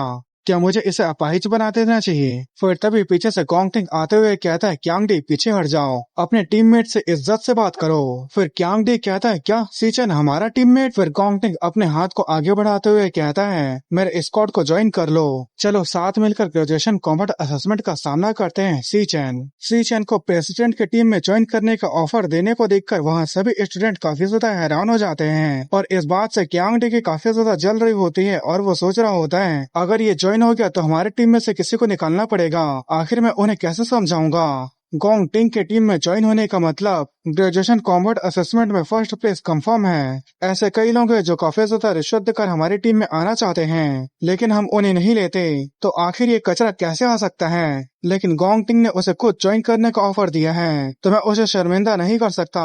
फिर वो सीचैन के कंधे पर हाथ रखकर उसे दबाते हुए कहता है, अब जबकि ऐसी बात है तो तुम्हारा हमारी टीम में स्वागत है। पर सीचैन अपने हाथ से उसके हाथ को झटकाते हुए कहता है, मैं इसमें इंटरेस्टेड नहीं हूँ। जिसकी बातें सुनकर क्यांग डी के साथ साथ गोंगटिंग भी काफी ज्यादा हैरान हो जाता है। फिर क्यांग डी गुस्से से कहता है, हे बच्चे, क्या तुम्हें पता है तुम क्या कह रहे हो? हमारे स्क्वाड की ताकत पूरे स्कूल में नंबर 1 है। फिर सीचैन कहता है, इससे मुझे कोई लेने देने नहीं है। फिर वो पीछे मुड़कर कहता है, और तुम बहुत ज्यादा शोर मचाते हो, अब मुझे परेशान मत करो। और इस बात से क्यांग डी काफी ज्यादा गुस्सा हो रहा होता है और वही लोग बात कर रहे होते हैं। सीचैन में काफी ज्यादा हिम्मत है, उसने गोंगटिंग के ऑफर को मना कर दिया, पर फिर भी उसकी हिम्मत कैसे हुई स्टूडेंट काउंसिल प्रेसिडेंट को मना करने की? क्या हो अगर वो सिस्टम एरर ना हो? अगर सीचैन सी रैंक मिड टायर पर हो तो वो तो अकेले ही फर्स्ट प्लेस को जीत लेगा। और वहीं उसके फ्रेंड को दिखाया जाता है जो लोग गोंगटिंग और क्यांग डी का मजाक उड़ा रहे थे। फिर गोंगटिंग कहता है, ठीक है कोई बात नहीं, हो सकता है ब्रदर सीचैन के कुछ अपने आइडियाज हो। फिर उसके बाद हमें प्रिंसिपल को दिखाया जाता है जो कहता है, मुझे अफसोस है कि वो दोनों एक टीम में नहीं हैं, नहीं तो स्कूल हिस्ट्री का एक नया रिकॉर्ड बन सकता था। फिर लिंग कहते हैं, क्या ये और भी ज्यादा इंटरेस्टिंग नहीं है? गोंगटिंग चांदी का चम्मच लेकर पैदा हुआ, बचपन से ही उसके पास किसी भी चीज की कमी नहीं थी और उसे मना करना मतलब खुलेआम वॉर के लिए चुनौती देना। हमारे प्रेसिडेंट कोई ऐसे नहीं है जिनसे निपटना आसान है। फिर क्यांग डी कहता है, सभी लोग सिस्टम एरर की वजह से उसके ऊपर ध्यान दे रहे हैं, क्या उसे सच में लगता है कि वो मिड टायर सी रैंक का विनर है? फिर गोंगटिंग कहता है, अगर क्या हो उसका टेस्ट गलत ना हो, क्या हो अगर वो सच में एक सी रैंक का विनर हो, भले ही 100 मिलियन में से अगर उसका एक भी चांस जीतने का हो तो भी मैं उसे अपना फर्स्ट प्लेस नहीं दे सकता। फिर क्यांग डी कहता है, इससे फर्क नहीं पड़ता क्या होगा, वो सिर्फ एक ऐसा स्टूडेंट है जिसके पास रियल कॉम्बैट का जरा सा भी एक्सपीरियंस नहीं है और हम इलाइट है जिन्होंने सीक्रेटली डीमन लेयर में कई बार बैटल की है। कैसे रहेगा कि मैं आपके तरफ से उसे एक अच्छा सबक सिखाऊं? फिर गोंगटिंग कहता है, क्या तुम्हारे नजरों में मैं कुछ भी नहीं हूँ? फिर क्यांग डी कहता है, नहीं, मेरे कहने का ये मतलब नहीं था। फिर गोंगटिंग कहता है, मैं कैरियोके जाने के मूड में नहीं हूँ, इसलिए टीम मेंबर को इकट्ठा करके तुम ही चले जाओ और तुम जो भी करते हो उससे मेरा कोई लेना देना नहीं है। उसकी बातें सुनकर एक पल के लिए क्यांग डी चुप रहता है। फिर वो अगले ही पल स्माइल करते हुए कहता है, मैं समझ गया, मैं जो भी करूंगा उसका आपसे कोई भी लेना देना नहीं होगा। फिर उसके बाद हमें 10 मिनट बाद का सीन दिखाया जाता है जहाँ क्यांग डी कह रहा होता है, क्या सच में सीचैन अभी स्कूल में नहीं है? और उसके सामने गोंगचैन का चमचा होता है जो कह रहा था, हाँ ब्रदर क्यांग, मैंने सुना है वो कह रहा था कि वो थोड़ी देर के लिए अपने घर जा रहा है, यहाँ तक कि वो बिना कुछ खाए बिना ही स्कूल से चला गया। फिर उसके बाद क्यांग डी कैन के ऊपर अपना पैर मारते हुए कहता है, हेवन भी मेरी मदद कर रहा है, अगर स्कूल की जगह उससे बाहर निपटने की बात है तो हम उसे और भी बुरे तरह से पीट सकते हैं। सीचैन, मैं तुम्हारे पास आ रहा हूँ। फिर हमें सीचैन को दिखाया जाता है जो चलते हुए सोच रहा था, मेरे पास्ट लाइफ में एक कंट्री के सेंट के इलाके में एक पीक गिल्ड टीम एक एक्सीडेंट में फंस गया। डीमन लेयर के अंदर उनका सामना एक ऐसे डीमन से हुआ जिसे पहले कभी नहीं देखा गया था और उसका नाम था रैथ। और गाइस जो रैथ है वो एक डीमन किंग है। रैथ के हाथों वो पूरी पीक गिल्ड टीम खत्म हो गया। फिर वो डीमन लेयर से बाहर निकलकर ह्यूमन वर्ल्ड में आ गया। ये वो इंफॉर्मेशन है जो मुझे अभी पता है। वो डीमन लेयर जहाँ रैथ है उसे ढूंढने के लिए मैंने एक प्लान बनाया है, पर इस प्लान को शुरू करने के लिए मुझे काफी ज्यादा पैसा चाहिए। फिर उसके बाद हमें एक जगह को दिखाया जाता है और ये एक मिथ्रिल गिल्ड होती है जहाँ मॉन्स्टर के मटेरियल को एक्सचेंज किया जाता है। और सीचन बताता है कि ये फ्यूचर में मॉन्स्टर मटेरियल को एक्सचेंज करने वाली कंट्री की सबसे बड़ी गिल्ड बन जाएगी। वेपन और इक्विपमेंट अवेकनर के पावर को बढ़ाती है और मॉन्स्टर एक्सचेंज ऐसी जगह है जहाँ पर इन्हें खरीदा और बेचा जाता है और ये अभी मेरे लिए सबसे जल्दी पैसे कमाने का तरीका है। फिर उसके बाद सीचन वहाँ पर कुछ फैंग को देता है। फिर वहाँ के एक आदमी उस फैंग को देखते हुए कहता है, तुम तो एक स्टूडेंट हो, तुम्हें ये कहाँ पर मिला? फिर सीचन कहता है ये मॉन्स्टर से ड्रॉप हुआ था। फिर वो मैनेजर कहता है मैंने इसे पहले कभी नहीं देखा। फिर उसके बगल में खड़ी लड़की कहती है ये एक रैंक के क्लाउड टाइप मॉन्स्टर से ड्रॉप हुआ है, ये शायद बीस्ट सांक्सन का फैंग है। और गाइस यहाँ डायर हाउंड को ही सांक्सन कहा जा रहा है। इससे ई ग्रेड का क्लाउड टाइप स्केप्टर बनाया जा सकता है। फिर उसके बाद मैनेजर उस फैंग को छोड़ देता है और कहता है अपना लेक्चर देना बंद करो, एक ई ग्रेड के आइटम के लिए मैं अपना समय बर्बाद नहीं करना चाहता। फिर वो मैनेजर कहता है हमारा एक्सचेंज हमेशा से एक वीआईपी सिस्टम रहा है, जो भी यहाँ अवेकनर आता है उसकी एक अच्छी पहचान और स्टेटस होती है। ऐसे एक ई ग्रेड आइटम को पहचानना मेरे लिए कोई बड़ी बात नहीं है। फिर वो मैनेजर सोचने लगता है हाल ही में हाई ग्रेड कस्टमर कम आए हैं, अगर ऐसे ही चलता रहा तो मुझे सुपरवाइजर में प्रमोट होने में काफी लंबा समय लग जाएगा। सच में मैं कितना अनलक्की हूँ। ऐसे लोग आ जाते हैं जिनके साथ अपना समय बर्बाद करने से कुछ फायदा नहीं होता, इसलिए बेहतर होगा कि मैं इसे किसी न्यूबी को दे दूं। फिर उसके बाद वो मैनेजर वहाँ से जाते हुए कहता है लिटरली आगे का काम मैं तुम पे छोड़ता हूँ, मुझे तुमसे काफी उम्मीदें हैं। फिर उसके बाद लिटरली उसको पैसे दे देती है और कहती है अगर आपको किसी और चीज में मदद चाहिए तो आप हमें कह सकते हैं। फिर सीचन उन पैसों को लेते हुए कहता है 18,000 ये अभी किराए के लिए काफी होंगे। फिर उसके बाद सीचन अपने पास से उस पुरगेटरी राक्षसा का एक शॉट को निकालते हुए कहता है जरा इसे देखो। उस शॉट को लिटरली देखकर काफी इम्प्रेस होते हुए कहती है ये ग्रेट शॉट तो काफी कूल दिख रहा है, पर मैंने ऐसा शॉट पहले कभी नहीं देखा। मेरे ख्याल से ये ग्रेट शॉट बी ग्रेड का होगा या शायद ये ए ग्रेड का भी हो सकता है। फिर तभी वह मैनेजर आते हुए कहता है ए ग्रेड, क्या तुम सपना देख रही हो? मार्केट में एक ए ग्रेड वेपन की कीमत मिलियन से भी ज्यादा होती है और मैंने पूरे लाइफ में ए ग्रेड का आइटम एक बार भी नहीं देखा। फिर तभी वहाँ का बॉस आते हुए कहता है तुम सही कह रहे हो, ये ना तो बी ग्रेड का है और ना ही ए ग्रेड का है। और उसे देखकर उस मैनेजर के हाव भाव बदल जाते हैं। फिर वो कहता है बॉस आपकी आंखें काफी तेज हैं, मैंने पहले ही कहा था एक गरीब से स्टूडेंट के पास इतनी अच्छी चीज कैसे हो सकती है। फिर उनका बॉस कहता है ये साफ साफ दिख रहा है ये पुरगेटरी लैंड से है, ये एक एस ग्रेड का इक्विपमेंट है। और एस रैंक का नाम सुनकर वो मैनेजर हक्का बक्का हो गया था। फिर उसके बाद वो बॉस सीचन के हाथों को पकड़ लेता है और कहता है आप जैसे प्रीशियस मेहमान का हमारे यहाँ स्वागत है, प्लीज आप हमारे वीआईपी रूम में चलिए और आप किसी भी रिक्वेस्ट को हमसे बोल सकते हैं। फिर उसके बाद सीचन स्माइल करते हुए सोचने लगता है आखिरकार तुम आई क्या यांगजी। फिर उसके बाद वो लोग वीआईपी रूम में चले जाते हैं। फिर किंगजी कहता है सर क्या मैं आपसे पूछ सकता हूँ कि आप इस वेपन को कितना में बेचना चाहते हैं? फिर सीचन कहता है मैं 1 मिलियन में बेचना चाहता हूँ। फिर किंगजी कहता है क्या आप सच में इसे सिर्फ 1 मिलियन में बेचना चाहते हैं? सर क्या आप जानते हैं एक ए रैंक इक्विपमेंट भी मिलियंस में बिकती है, और अगर एक एस रैंक वेपन की बात की जाए तो वो मार्केट में 10 मिलियन से कम में नहीं मिलता। फिर सीचन कहता है मैं इस एस रैंक वेपन को गिरवी में रखकर 1 मिलियन का लोन लेना चाहता हूँ, मैं इस 1 मिलियन को 1 महीने बाद वापस चुका दूंगा। उसकी बातें सुनकर किंग से हैरान होते हुए सोचने लगता है एक एस रैंक के वेपन को लोन के लिए गिरवी में रखना, क्या ऐसी किसी चीज के बारे में एक यूनिवर्सिटी का स्टूडेंट सोच भी सकता है? ऐसा लगता है कि उसका इस वेपन को बेचने का इरादा नहीं है, वो अपने उम्र से कहीं ज्यादा समझदार है। क्या वो अमीर घर से एक भागा हुआ बच्चा है या वो एक छिपा हुआ प्रोडिजी है जो अपनी असली एबिलिटी को छिपा रहा है? किसी भी तरह से सोचो वो मुझे कोई मामूली बच्चा नहीं लगता। फिर सीचन कहता है मैं पूरे अमाउंट को 1 महीने बाद चुका दूंगा और इस 1 महीने का मैं 10% इंटरेस्ट भी दूंगा। फिर किंगजी लिटिल लू को बाहर जाने के लिए कहता है। फिर उसके जाने के बाद किंगजी कहता है अगर मैं गलत नहीं हूँ तो तुम जिस स्कूल में पढ़ते हो वो नेशनल अवेकनर यूनिवर्सिटी है और वहाँ के सीनियर ग्रेजुएट होने वाले हैं। मेरे नॉलेज के हिसाब से नेशनल अवेकनर यूनिवर्सिटी का ग्रेजुएशन कॉम्बट असेसमेंट होने वाला है और इस साल का असेसमेंट ठीक 1 महीने बाद होने वाला है और जो उस असेसमेंट में फर्स्ट प्लेस पर आता है उसे ठीक 1 मिलियन दिया जाएगा और आपका लोन अमाउंट भी 1 मिलियन है जिसे आप कह रहे हो कि ठीक 1 महीने बाद चुका दोगे। चाहे पैसे की बात की जाए या डेट की, दोनों बिल्कुल मैच खाती हैं। अगर मेरा अंदाजा गलत नहीं है तो तुम पूरा कॉन्फिडेंट हो कि तुम उस ग्रेजुएशन कॉम्बट असेसमेंट में फर्स्ट प्लेस पर आओगे।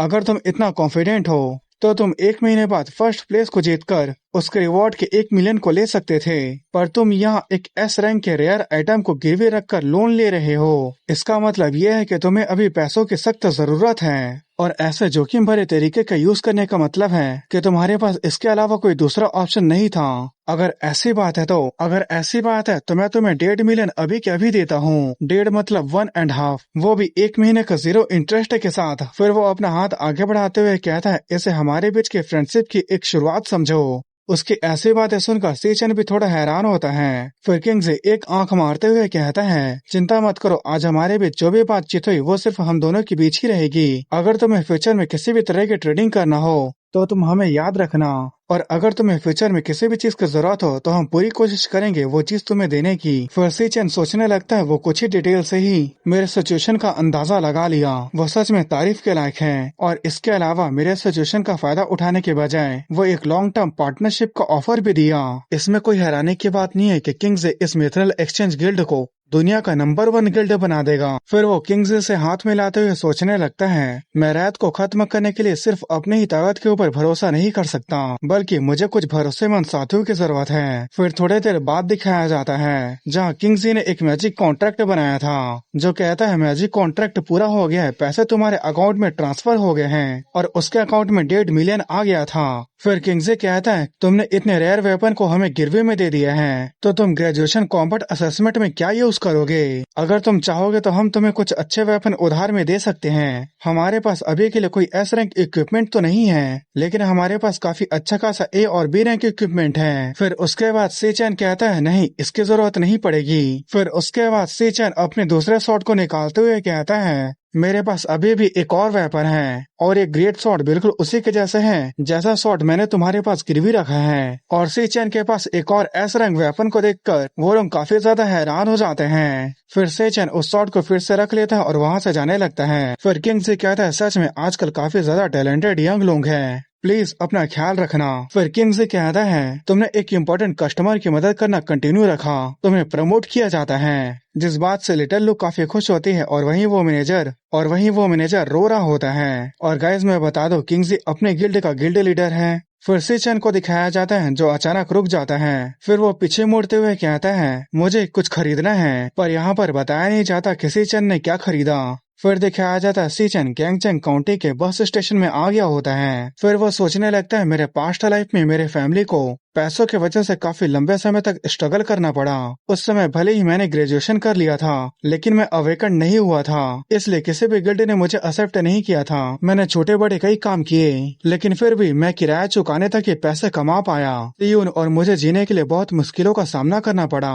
फिर उसके बाद एक सीन दिखाया जाता है जब सीचन छोटा था। किराया चुकाने के बाद हम फिर से कंगाल हो गए। फिर सीयून कहती है, चिंता मत करो बड़े भाई, मुझे ट्यूशन का काम मिला है। फिर उसके बाद दिखाया जाता है सीयून को इंटरनेशनल सेंट्रल आर्ट इंस्टीट्यूट की तरफ से एक्सेप्ट लेटर आया होता है। फिर सीयून उस लेटर को फाड़ते हुए कहती है, आखिरकार मैं एक्सेप्ट हो गई, लेकिन ये मुझसे काफी दूर है और मैं अपने बड़े भाई के पास रहना चाहती हूँ। फिर सीचन सोचने लगता है, वो पैसों को लेकर मेरे ऊपर बोझ नहीं बनना चाहती थी, इसलिए उसने अपने सपनों को कुचल दिया। वो मेरे वजह से अपने ड्रीम स्कूल में नहीं जा पाई। फिर प्रेजेंट टाइम का सीन दिखाया जाता है जहाँ सीचन इधर उधर घूर घूर के देखते हुए सोचने लगता है, उसे काफी देर हो गई है, उसे तो अब तक बस से उतर जाना चाहिए था। फिर तभी पीछे से कोई बड़े भाई करके चिल्लाती है, और ये सीयून थी जो कहती है, भाई मैंने तुमसे कितना बार कहा है, अगर तुम्हें किसी को लेने जाना है तो तुम्हें एग्जिट की तरफ खड़े रहना चाहिए, ना कि एंट्रेंस में। हम फिर से इस महीने के किराया चुकाने के बाद कंगाल हो गए हैं। उसे देखकर सीचन काफी हैरान हो जाता है। फिर सीयून कहती है, बड़े भाई आओ और इस सामान को उठाने में मेरी मदद करो। बड़े भाई आखिर तुम वहाँ बेवकूफ की तरह क्यों खड़े हो? पर तभी सीचन आकर उसे गले लगा लेता है, जिससे सीयून को भी कुछ समझ में नहीं आता। फिर सीचन स्माइल करते हुए सोचने लगता है, तुम्हें देखे हुए 7 साल हो गया, आखिर 7 साल बाद मैं तुम्हें फिर से वापस देख पाया हूँ। फिर उसके बाद सीयून अपने दोनों उंगली से पिंच करते हुए कहती है, क्या तुम मुझे गला घोट कर मारना चाहते हो? फिर वो अपने बैग को सीचन के पास फेंकते हुए कहती है, तुम पिछले कुछ दिनों से बहुत अजीब तरीके की हरकतें कर रहे हो, क्या तुम्हें किसी लड़की ने रिजेक्ट किया है? चलो जल्दी घर चलते हैं। फिर उसके बाद वो आपस में बातें करते हुए घर जाने लगते हैं। फिर सीचन स्माइल करते हुए सोचने लगता है, मैं इस बार तुम्हें जरूर बचाऊंगा, अब से तुम्हें और भी परेशानियों को झेलने की जरूरत नहीं है। फिर उसके बाद हमें दूसरे जगह का सीन दिखाया जाता है, जहाँ पर क्यांगडी कुछ लोगों के साथ होता है, जो कहता है वो कमीना सीचन इसी रास्ते से ही अपना घर जाएगा, सभी लोग यहाँ छिप जाओ, और जैसे ही वो दिखाई दे सभी लोग उसके ऊपर अटैक कर देना। मुझे मेक श्योर करना है कि वो एक अच्छा सबक सीखे, उसे भी पता चलना चाहिए कि मुझे गुस्सा दिलाने का नतीजा क्या होता है। इस एपिसोड की शुरुआत में हमें दिखाया जाता है कि यांग डी के पास एक लड़का खड़ा था जो कहता है, बॉस हम में से कई सारे स्टूडेंट काउंसिल के लोग हैं, तो इससे कोई परेशानी तो खड़ा नहीं हो जाएगा ना।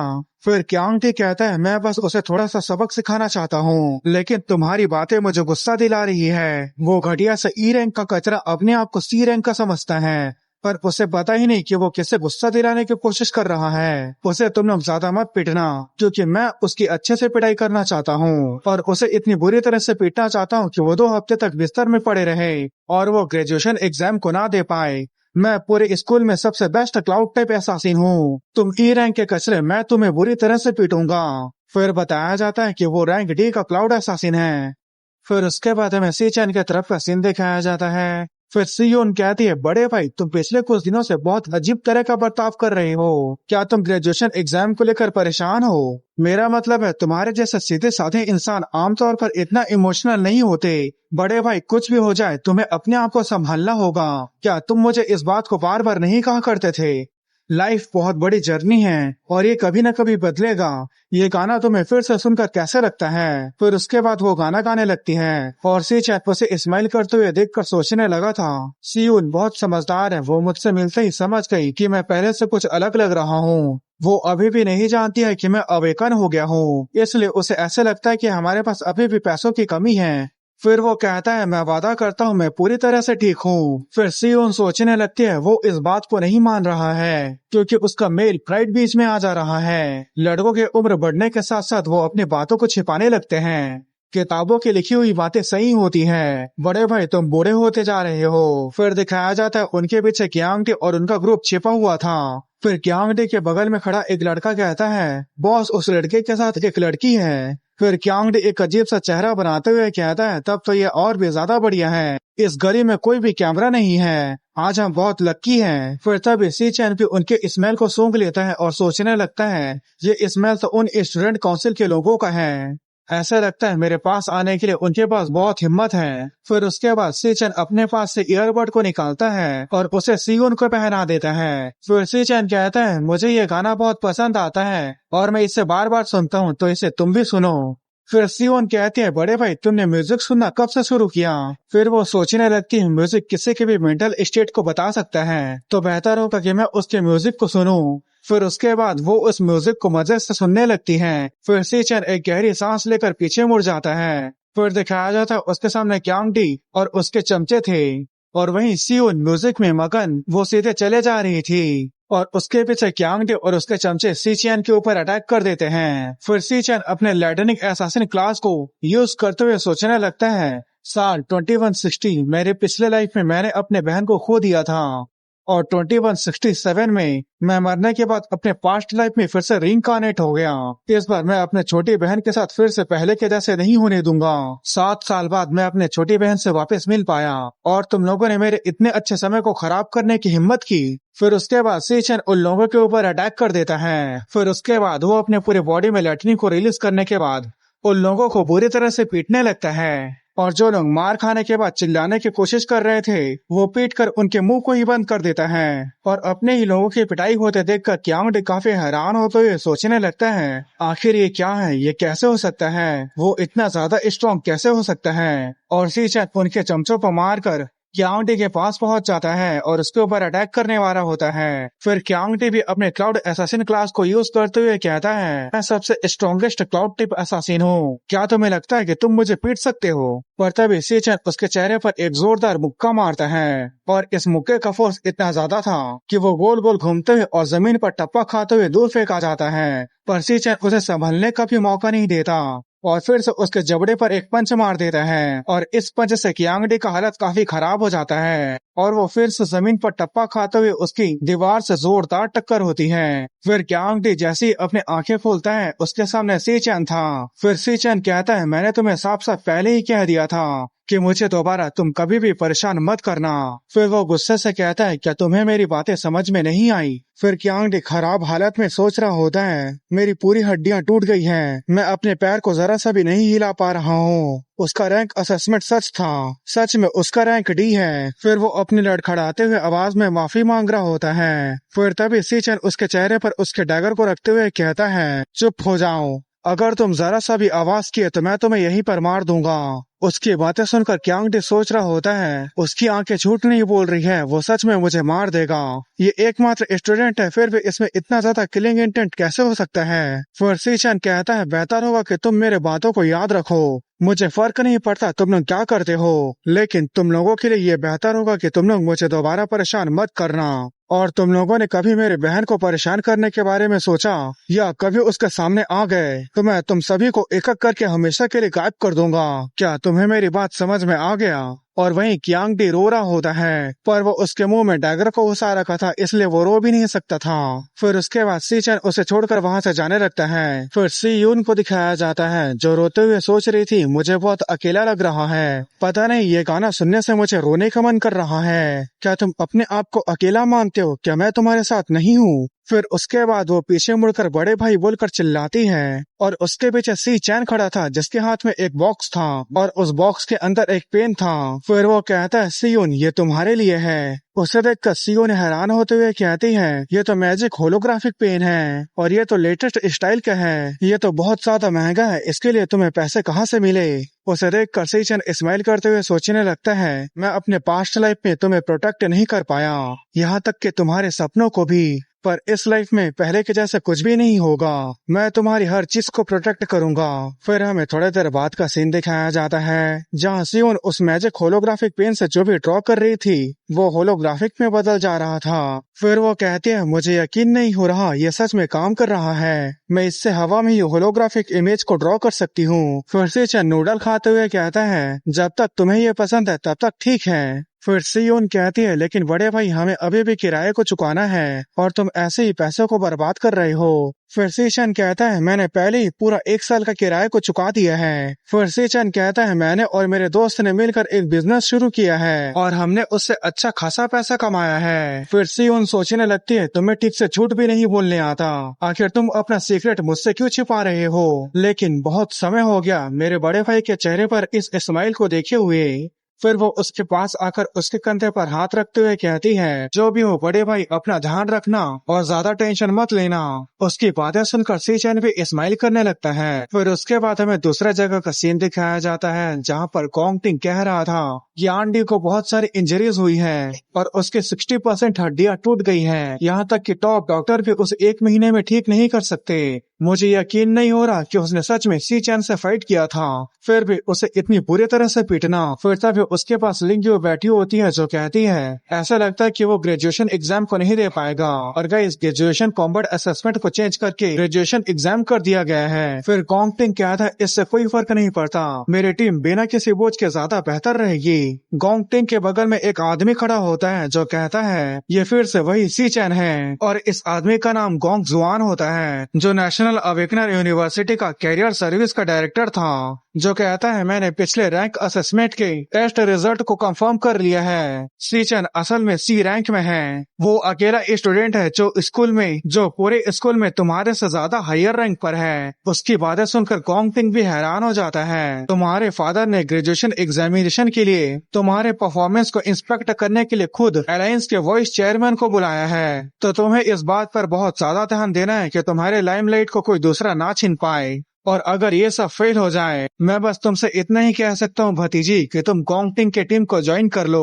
फिर गोंग टिंग कहता है, सर आप बहुत ज्यादा सोच रहे हो, क्या आपको सच में लगता है कि मैंने रैंक असेसमेंट में अपनी पूरी ताकत का यूज किया था? आपको किसी भी चीज की चिंता करने की जरूरत नहीं है। ग्रेजुएशन एग्जामिनेशन के दिन लोगों को पता चल जाएगा कि सबसे ताकतवर कौन है। फिर हमें सी चैन का सीन दिखाया जाता है जो नहाते हुए सोच रहा था, मेरा आज का 100 किलो के वजन को उठाकर 100 किलोमीटर तक दौड़ना पूरा हो गया है। अब जब पैसे का मामला सॉल्व हो गया तो सब चीज ठीक चल रहा है।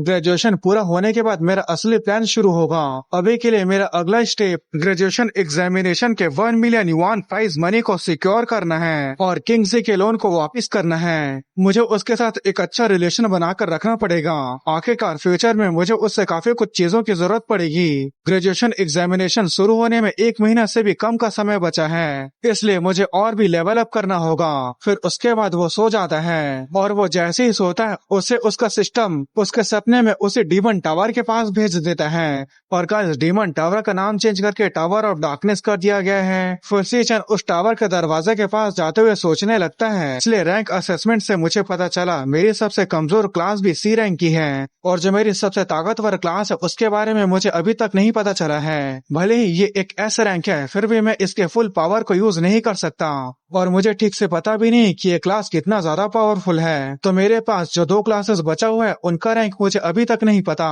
फिर वो अपने पास से टाइम रिफ्ट की को निकालता है जो ट्रिपल एस रैंक का आइटम है और यही सिर्फ टावर ऑफ डार्कनेस का दरवाजे को खोल सकता है। फिर उसके बाद वो की हवा में उड़कर उस दरवाजे के पास चले जाता है और उस टावर ऑफ डार्कनेस के दरवाजे को खोल देता है। फिर वो टावर ऑफ डार्कनेस के अंदर जाते हुए सोचने लगता है, चलो देखते हैं अंदर क्या है, अंदर किस तरह के मॉन्स्टर हो सकते हैं। फिर तभी वो सामने की तरफ देखकर हैरान होते हुए कहता है, ये जगह यहाँ कैसे हो सकती है। इस एपिसोड के शुरुआत में हमें दिखाया जाता है सी-चैन टावर ऑफ डार्कनेस के अंदर आ जाता है और उसके अंदर वो स्टारफॉल वेस्टरलैंड नाम के जगह पर पहुंच जाता है। तभी सी-चैन वहां के ग्रेविटी को झेल नहीं पाता और वो घुटने के बल झुक जाता है। फिर वो सोचने लगता है यहाँ की ग्रेविटी काफी ज्यादा है। स्टारफॉल वेस्टरलैंड के सरफेस में अर्थ से 10 गुना ज्यादा ग्रेविटी होती है। जिस दरवाजे से मैं आया था वो गायब हो गया है। ऐसा लगता है कि इस फ्लोर के बॉस को मारने के बाद ही वो दरवाजा फिर से खुलेगा। पर प्रॉब्लम यहाँ की ग्रेविटी है। यहाँ के ग्रेविटी की वजह से मैं सिर्फ अपना 30% पावर ही यूज कर पा रहा हूँ। मुझे जल्द से जल्द यहाँ के ग्रेविटी से बचने का कोई तरीका को ढूंढना होगा। फिर तभी वहाँ पर फैंटम लायन आ जाता है और ये बी रैंक का होता है और इसका क्लास स्टार सोल्जर होता है। फिर उसके बाद सी-चैन अपने क्लास को चेंज करने लगता है और वो अपने क्लास को लाइटनिंग असैसिन में चेंज कर लेता है और आप इसके अभी के स्टेट्स को देख सकते हो। फिर वो फैंटम लायन सी-चैन के ऊपर अटैक कर देता है, लेकिन सी-चैन साइड हटकर उसके अटैक को डॉज कर लिया था। फिर वो सोचने लगता है, मेरी बॉडी बहुत ज्यादा भारी लग रही है, मुझे जल्द से जल्द इसे खत्म करना होगा। फिर वो अपने लाइटनिंग ब्लेड से उस फैंटम लायन के गले के ऊपर अटैक कर देता है, लेकिन वो अटैक उसके वाइटल पॉइंट पर नहीं लगा था। और गाइस, सी-चैन की स्पेशल स्किल ये है कि अगर वो किसी के वाइटल पॉइंट के ऊपर अटैक करता है तो उसकी बॉडी पैरालाइज हो जाएगी और वो जरा सा भी अपने बॉडी को हिला नहीं पाएगा। पर सी-चैन का अटैक मिस हो गया होता है, जिससे वो काफी हैरान हो गया था। लेकिन वो फैंटम लायन सी-चैन के ऊपर अटैक कर देता है। सी-चैन सोचने लगता है, यहाँ की ग्रेविटी की वजह से मेरा स्पीड कम हो गया है, इसलिए मेरा अटैक भी ठीक से लग नहीं पा रहा है। यहाँ के ग्रेविटी के सामने मेरा लाइटनिंग असैसिन क्लास बेकार है, लेकिन ये चीज इसे संभाल सकती है। क्या यही टावर ऑफ डार्कनेस के अंदर के मॉन्स्टर की ताकत है? फिर सी-चैन फिर से अपने क्लास को चेंज कर लेता है और वो अपने क्लास को एबैसल फिंड, जिसका नाम पुरगेटरी राक्षसा भी है, उसमें चेंज कर लेता है। और आप इसके एबैसल फिंड के स्टेट्स को देख सकते हो, जो लाइटनिंग असैसिन से स्ट्रेंथ और स्टेमिना के मामले में ज्यादा है। फिर वो सोचने लगता है, ये क्लास इसके लिए सबसे बेस्ट है, क्योंकि एक लंबी लड़ाई के लिए स्ट्रेंथ और स्टेमिना की जरूरत पड़ती है। फिर वो अपने हाथ से उस फैंटम लायन को पंच मार देता है, जिससे वो जमीन पर गिर जाता है। फिर वो सोचने लगता है, मैं इस क्लास की मदद से अपने ग्रेविटी को बढ़ा सकता हूँ और अगर मैं ऊपर से नीचे की तरफ पंच मारता हूँ तो ग्रेविटी और भी ज्यादा बढ़ जाएगी। और गाइस, एबैसल फिंड क्लास का एक स्किल है जिसमें वो अपने आसपास की ग्रेविटी को 3 गुना बढ़ा सकता है और कम भी कर सकता है। और वो इस स्किल की मदद से ग्रेविटी को 100 से 200, 200 से 400 और 400 से 600% तक बढ़ा देता है। फिर वो सोचने लगता है, इस जगह पर पहले से ही ग्रेविटेशनल फोर्स ज्यादा है, तो इस हिसाब से मेरे पंच का फोर्स ग्रेविटी से 60 गुना ज्यादा होगा। तो इस हिसाब से मेरा पंच का फोर्स 60 गुना ज्यादा होगा। फिर वो उस फैंटम लायन के ऊपर अटैक कर देता है और उसके अटैक के फोर्स की वजह से वहाँ के आसपास की जमीन तबाह हो जाती है। और इस स्किल का नाम होता है ट्रिपल कैलेमिटी ओवरलोड मोड। फिर उसे मारने के बाद वो जमीन पर पड़ा हुआ हाफ रहा होता है और उसे मारने के रिवॉर्ड के तौर पर उसे एक फैंटम लायन बोन मिला होता है। फिर उसके बाद उसे 12,000 एक्सपी मिलता है और वो लेवल अप होके 11 लेवल में पहुंच जाता है। फिर वो सोचने लगता है, क्लास के कार्ड में हर एक स्टार उनके पावर को बताता है, जितना ज्यादा स्टार्स होंगे क्लास चेंज करने के बाद उतना ज्यादा ही पावर मिलेगा। एबैसल फिंड में स्टार्स ज्यादा हैं, इसका मतलब उसके स्टेट्स ज्यादा बढ़ रहे हैं। पर मैं अब लाइटनिंग असैसिन को भी यूज करता हूँ तो उसकी पावर पहले के मुकाबले में ज्यादा होगी। लेकिन अभी एकमात्र बी रैंक के मॉन्स्टर के खिलाफ मुझे अपनी पूरी ताकत का यूज करना पड़ रहा है। इसका मतलब ये है कि मेरे दोनों क्लास में से किसी ने भी अभी तक बी रैंक को पार नहीं किया है। अब जब मैं इसके बारे में सोचता हूँ तो इस बार मॉन्स्टर को मारने के बाद सिस्टम ने डिवॉर करने के सिस्टम विंडो को अभी तक नहीं दिखाया और इसके अलावा अभी तक अगले फ्लोर का भी दरवाजा अपेयर नहीं हुआ है। फिर वो काफी हैरान होते हुए सोचने लगता है, मुझे ये मत कहना। फिर तभी उसके पीछे स्पेस पोर्टल बनने लगता है और उस पोर्टल के अंदर हमें बहुत सारी आंखों को दिखाया जाता है। फिर वो पीछे मुड़ते हुए सोचने लगता है, मुझे ये मत कहना कि इस फ्लोर का असली बॉस अभी तक नहीं आया है और जिसे मैंने अपनी पूरी ताकत से मारा वो सिर्फ इस फ्लोर का एक मामूली सा मॉन्स्टर था। फिर उसके बाद उस पोर्टल के अंदर से बहुत सारे फैंटम लाइन निकलकर सी-चैन के ऊपर अटैक कर देते हैं और सी-चैन को रिएक्ट करने का भी समय नहीं मिल पाता और वो सभी फैंटम लाइन सी-चैन के ऊपर बहुत बुरी तरह से अटैक करने लगे थे और सी-चैन सोच रहा होता है, अब मुझे समझ में आया कि एबैसल फिंट की उन बातों का क्या मतलब था कि टावर ऑफ डार्कनेस के अंदर जाने के बाद तुम ऐसे दर्द का सामना करोगे जिसे तुम सोच भी नहीं सकते, लेकिन तुम्हें उन सभी दर्दों को सहना पड़ेगा, तुम्हें उन सभी को हराना पड़ेगा। फिर तभी सी-चैन नींद से उठ जाता है और वो अपने डॉर्मेट्री में होता है और वो जोर जोर से हाँफ रहा होता है। फिर वो अपने सीने पर हाथ रखते हुए सोचने लगता है, मेरे मसल्स के टुकड़े टुकड़े हो गए थे, मेरी मसल और हड्डियां अलग अलग हो गई थी, मेरे सपने के उस दर्द को मैं असल में महसूस कर सकता हूँ। कोई भी शॉर्टकट नहीं है। अगर मैं ताकतवर बनना चाहता हूँ तो मुझे नर्क से भी ज्यादा दर्द को झेलना पड़ेगा। ये तो सिर्फ अभी शुरुआत है। फिर उसके बाद हमें नेशनल अवेकनर यूनिवर्सिटी के ऑडिटोरियम का सीन दिखाया जाता है और आज ग्रेजुएशन कॉम्बैट एग्जामिनेशन का टीम फॉर्मेशन सेरेमनी था और वहीं पर हमें गोंग कुआन को भी दिखाया जाता है। फिर वहाँ के स्टूडेंट आपस में बात करने लगते हैं, क्या तुम लोगों ने सुना कि हमारी ग्रेजुएशन कॉम्बैट एग्जाम देखने के लिए गिल्ड अलायंस से कुछ हाई रैंकिंग मेंबर्स आ रहे हैं, इसलिए वो इस साल के ग्रेजुएशन कॉम्बैट एग्जाम के रूल्स को बदल रहे हैं। पिछले सालों में टीम बनाने के लिए ज्यादा मेंबर्स और रैंक की जरूरत नहीं थी, पर इस साल टीम बनाने के लिए कम से कम 5 मेंबर और उसमें से एक high tyre E rank student का होना जरूरी है। ऐसा लगता है कि उन्होंने इन रूल्स को ग्रेजुएशन कॉम्बैट एग्जाम को और भी ज्यादा एंटरटेन करने के लिए बदल दिया है। फिर उसके बाद गोंग कुआन अनाउंस करता है, सभी स्टूडेंट के रैंक्स उनके रिस्ट बैंड पर भेज दिया गया है, तो स्टूडेंट अपने रैंक्स को चेक कर लो और जितना जल्दी हो सके उतना जल्दी अपने टीम को बना लो। फिर वहाँ सभी स्टूडेंट अपने रैंक्स को देखने लगते हैं। फिर हमें रैंकिंग लिस्ट को दिखाया जाता है जिसमें सबसे ऊपर गोंग टिंग जो डी रैंक हाई टायर में था, जिसका असल rank C rank mid tier में है, और उसके नीचे कियांग डी था जो डी रैंक लो टायर में था, जिसे सी-चैन ने कुत्ता बनाकर पीटा था। और इस रैंकिंग लिस्ट को मालूम देखकर काफी ज्यादा हैरान होते हुए कहता है, ये रैंकिंग लिस्ट तो बिल्कुल गलत है। फिर दिखाया जाता है सी-चैन ई रैंक लो टायर में होता है। फिर मालूम कहता है, सी-चैन वो सिर्फ तुम्हें ही ई रैंक लो टायर में कैसे लिस्टेड कर सकते हैं। फिर वहाँ के स्टूडेंट आपस में बात करने लगते हैं, क्या सी-चैन को असेसमेंट में सी रैंक नहीं मिला था, तो आखिरकार उन्होंने उसके रैंक को चेंज करके ई रैंक लो टायर में क्यों कर दिया। बाद में बताया गया था कि ये रैंकिंग चेक करने वाले मशीन के खराबी की वजह से हुआ था। मैंने सी-चैन के साथ टीम बनाने का सोचा था, पर असल में तो वो एक ई रैंक लो टायर का स्टूडेंट है। अब उसे बहुत अफसोस हो रहा होगा क्योंकि उसने गोंग टिंग के टीम को ज्वाइन करने के ऑफर को मना कर दिया था। अब तो उसके साथ कोई भी टीम नहीं बनाना चाहेगा। ग्रेजुएशन कॉम्बैट एग्जामिनेशन कितना ज्यादा इम्पोर्टेंट है ये सभी को पता है, तो आखिर उस जैसे कमजोर स्टूडेंट के साथ कौन ही टीम बनाना चाहेगा। और वो सभी लोग इसी तरह से सी-चैन का मजाक उड़ाने लगे थे, पर उन्हीं के बीच गोंग टिंग को उसकी असली ताकत का पता था। वो सामने की तरफ गोंग कुआन को देख रहा था और वहीं गोंग कुआन गोंग टिंग को देखकर सोच रहा होता है, मेरा निकम्मा भतीजा, आखिर वो कब जानेगा कि ह्यूमन नेचर की असली ताकत क्या होती है। वो अपने आप को 30 मार खा समझता है, लेकिन उसे समझना चाहिए कि उससे भी कोई न कोई ताकतवर होगा। मैं उसके ताकत के ऊपर भरोसा करके जोखिम नहीं उठा सकता, इसलिए मैं सी-चैन को ग्रेजुएशन कॉम्बैट एग्जामिनेशन में पार्टिसिपेट ही नहीं करने दूंगा।